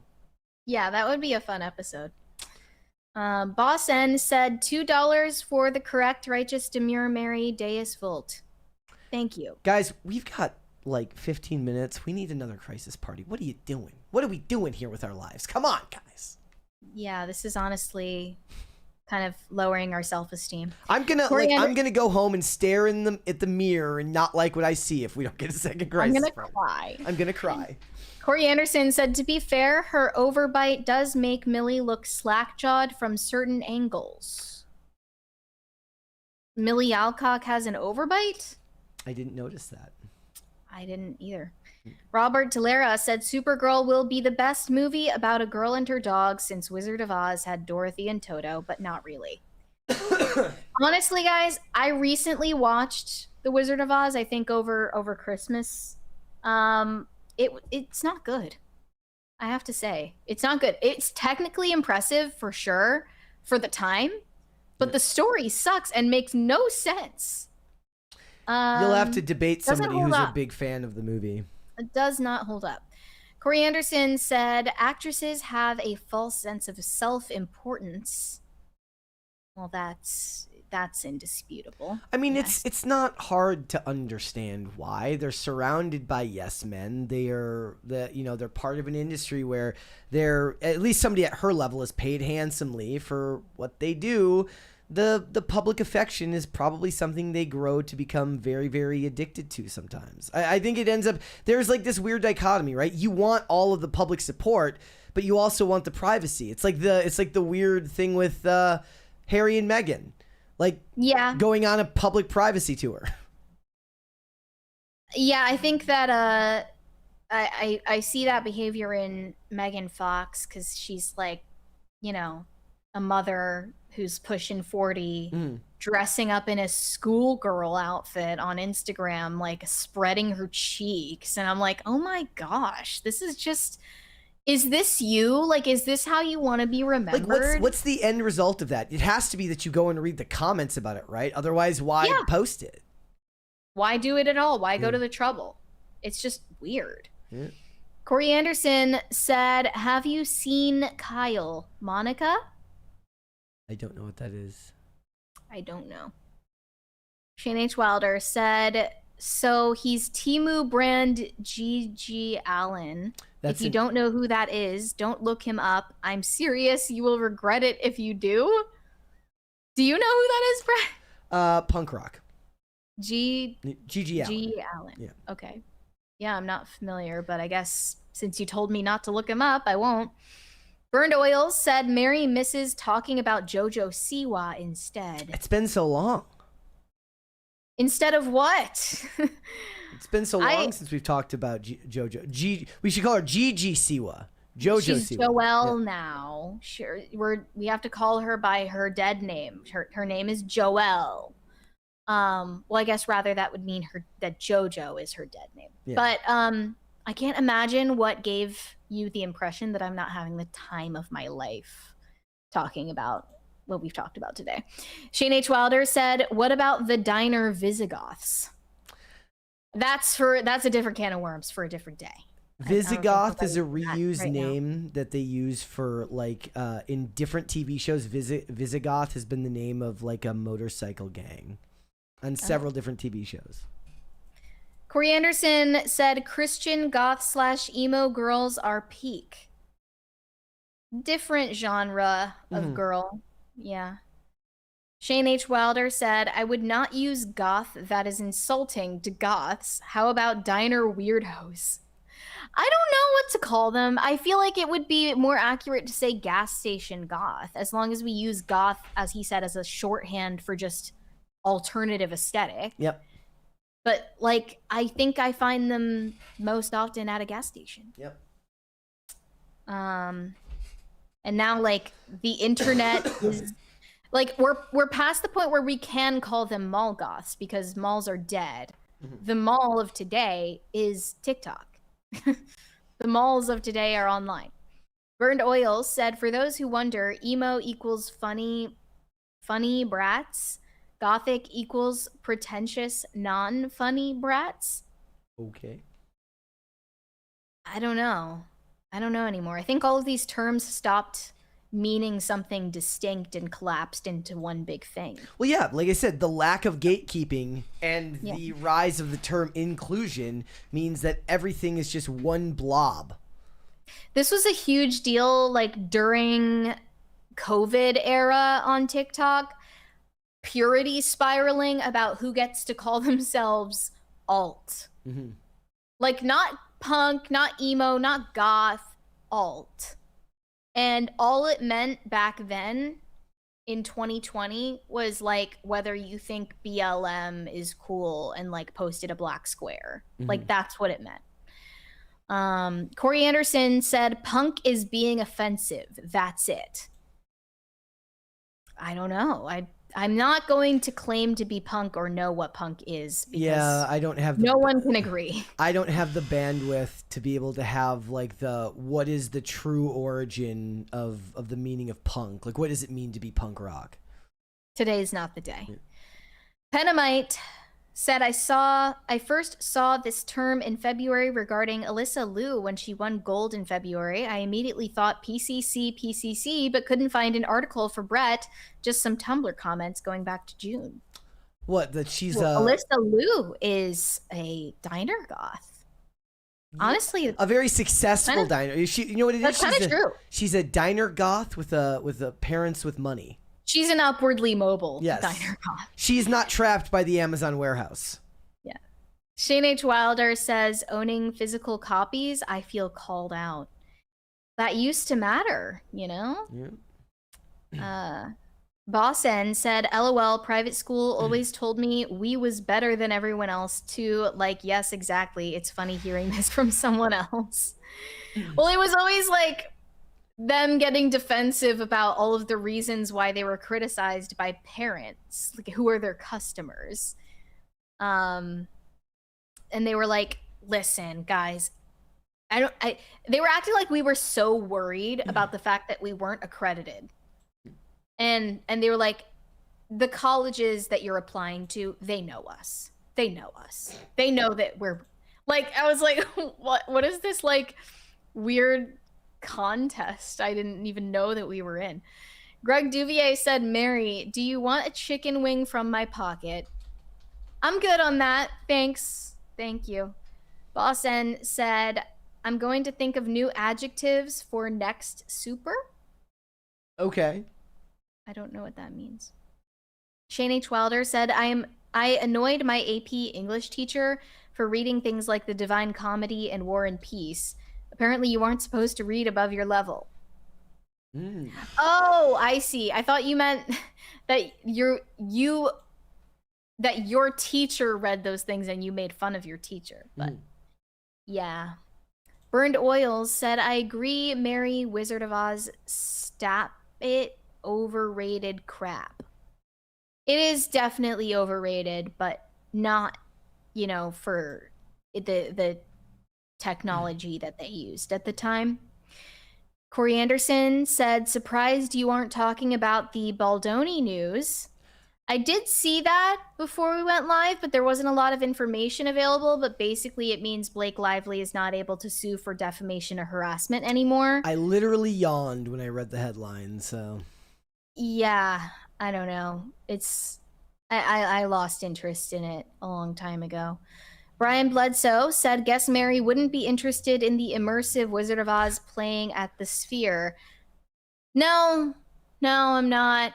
And I'm really pissed, guys, because I had, like, I thought I was going to be able to see the Odyssey movie in IMAX because there is what is considered a real IMAX theater in Nashville. So I was like, okay, I'm going to like be really early. I'm going to get the tickets. And they already went on sale and they're already all sold out. Yep. Like, Nolan Bros don't play. Maybe I should just like sneak in. Why not? Just, you know? Who's checking anymore? That's what I always noticed is they don't even check if you have tickets anymore.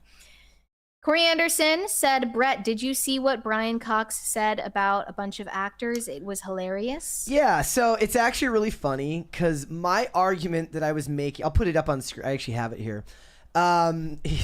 He disses Edward Norton, calls him a pain in the arse.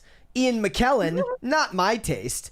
And Quentin Tarantino, he called him meretricious, which just shut the fuck up. Like, I've never heard that word before. Neither have What does that mean? I have no idea. Point being, says, I'm more egalitarian than a lot of directors, the kind who call themselves visionaries. I like to honor the actor's performance. With a Quentin Tarantino film, what you see is all Tarantino. That's not me. I don't want to do that.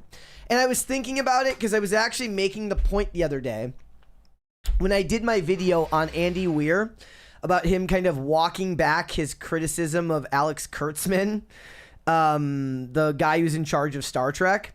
Because it's like, okay, you write sci-fi novels, you want your stuff to be made into movies. It makes perfect sense on a professional level to hold your tongue, even if your critique is 110% valid, right? There is a difference between two professionals going into a room together and critiquing one another. Going and doing it on the stream with somebody makes it a public spectacle, which automatically makes your motive suspect, even if they're not. Like a person dunking on you in the real world is different than a peer. By this, I mean a peer, not a critic. A peer dunking on you in an article is different than a peer dunking on you in private. So it's actually really funny that Brian Cox is like, I don't like that guy. I don't like that guy. He sucks. F him. It's funny. Right. I appreciate it. I looked up meretricious, by the way. It means attracting attention in a vulgar manner. Or it means plausible but false or insincere. Okay, well then how do I... Or it means it's related to prostitutes. There are a lot of The first one, I'm guessing, is what he means, is the vulgar manner part. Like, attracting attention by vulgar manner. Well then, Brian, what is the word for attracting attention in a pretentious manner? Because that is what you are. No Control said, happy best Friday. I guess that's a way to say Good Friday. Sure. Baron O Beef Dip said, I saw that yesterday. We saw that name yesterday. I said, is his last name Beef Dip? That's very interesting. I suppose so. My mom says she would have been goth if that was a thing in the 70s. Definitely an outcast for someone who spent her summers on grandma's cattle farm. It was like, wasn't it like starting to be a thing in the 70s? I wouldn't be as well versed on the... You know, the other thing is like the vast like connection you have now to everybody. It will end up in a lot of ways making you feel smaller, right? So when if you're a goth in the Midwest in the 90s and there's no internet, you do feel like you've created your own reality in your own part of your own subculture. You're part of something important. Yeah. Now we have to like kids have to almost like have that irony poison sense of like, I don't matter, so I'm just going to dress however, because you don't even get to like trick yourself into thinking that you're doing something different or unique anymore. Yeah, and I think that boredom and isolation experienced by the outcasts made them more creative and imaginative, and people's imaginations are getting dulled. But that's, I guess, just going to stick with us as long as smartphones do. Yep. Shane H. Wilder said, okay, Mary, I knew someone who liked Gigi Allen and showed me a concert. I got 3 minutes into it and had to leave, throw up, then go to church. All right. That sounds like something I'll pass on. There was, given how closely related punk rock was to the skate community, to skate culture, you'd see lots of dudes wearing Gigi Allen shirts. It's very common. Well, same with like all those bands. High Voltage 75 said, today is Good Friday, yes, but did you know it is also National Walk to Work Day? How long would it take you to walk to work? Actually, can I look that up? Let's find out. Can I look that up on my phone? Because for me, it's 5 steps. So Brett would have it way harder if he had to walk to work. I wonder if I can look up... I mean, even before moving, I was probably an hour more, like an hour and a half. 9 hours, it says. Damn. 9 hours would be my walk to work. Thank goodness for cars. Yep. Pat the Plumber said, why don't we have moving emojis like Rumble does? I don't know. YouTube sucks? I don't know. Shane H. Wilder said, okay, random Easter question. Easter morning mass or Easter vigil? I do the Easter vigil even if it is like 5 hours long and I get out at 2:30 a.m. Damn. I was told that the Easter vigil does not fulfill the Sunday obligation. So I am going to both, actually. Yeah, I've never been to an Easter vigil before instead of Easter Sunday, though. Brian Bledsoe said, those Odyssey IMAX tickets went on sale last year. I actually had to get one in Nashville because the one in Dallas sold out within 10 minutes. Damn. Like, I mean, how are you not going to hire Christopher Nolan with that? Like, they're like, Christopher Nolan can put Zendaya and Elliot Page into a Greek epic and still sell out theaters a year in advance? I'm sure there will be additional showings at the IMAX theaters. Well, I'll just have to wait like a month. There's talk now of Avengers changing their release date because of Dune, because Dune has all the IMAX screenings that weekend. So they might try to move it up a week. Yeah. Boston said, happy Good Friday. You guys rock. Thank you. And Pat the Plumber said, rock, guys, you Friday good happy. Well, all right then. Thank you. We're like 3/4 of the way to a second crisis party. Perhaps we will get there before we get done with the outros. We have one more Rumble rant here from Broody Gambit. Says, what miniature should I paint this weekend? I've got Slash from TMNT or Killer Croc from Batman. You should do Killer Croc from Batman. Broody Gambit sent me a picture of his most recent miniature paintings. It was good stuff. Maybe I'll find it and put it up on the show on on Monday. But all right, guys, before we go, would you all please hit the like button on this video and subscribe to the channel if you are new here and you have not subscribed to PCC yet already. Thank you so much. Mary, where can they find you? You guys can send me validation on Instagram. That is Mary Archived. Or you can send me hate on X. That is also Mary Archived. And help me get TikTok famous. That is also Mary Archived. Perfect. If you guys want to follow me, I am on Instagram and on X at Brett Dasovic on both of those platforms. Remember that PCC is live 5 days a week, Monday through Friday, through 3 p.m. Eastern Standard Time, which is, of course, noon Pacific. We are on Amazon Music, Apple Podcasts, Pandora, and Spotify. If you would like to listen rather than just watch the show, you can rate and review on Apple Podcasts and on Spotify, which is another great way to help the channel out. And if you want to follow us on social media, we are on Twix at popculture_show, Facebook at Pop Culture Crisis, Instagram at Pop Culture Crisis Pod. We've got a couple of more super chats here. One from Pat the Plumber says NPR time. Well, that wasn't quite the NPR outro, but it was pretty close. We have another one here from High Voltage 75 says, Mary, do you still have those Astro boots? Oh, the Astro boots. No, I don't, actually. I got rid of them because I have way less space for clothes and shoes now compared to before I moved. Those did not make the cut. They did not make it through the process. We got another one here from Greg Duvier says, I like turtles. Yes, indeedy, my friend. And one from Shane H. Wilder who says, according to Canon 1248, the Easter Vigil fulfills your obligation. No, I thought so too, and I'm not even disputing that. I'm not claiming to know better. I was just told by my priest that that's not true. So I don't know. I have no idea. I'm going to both, and I'm marked safe. But I'll see you all on the other side after Easter. Yeah. Better safe than sorry to just go to both, right? Probably. All yeah. Right. All right, guys, with all of that being said, ladies and gentlemen, we will be back with another episode on Monday. We will see y'all then. Bye, everybody. Bye.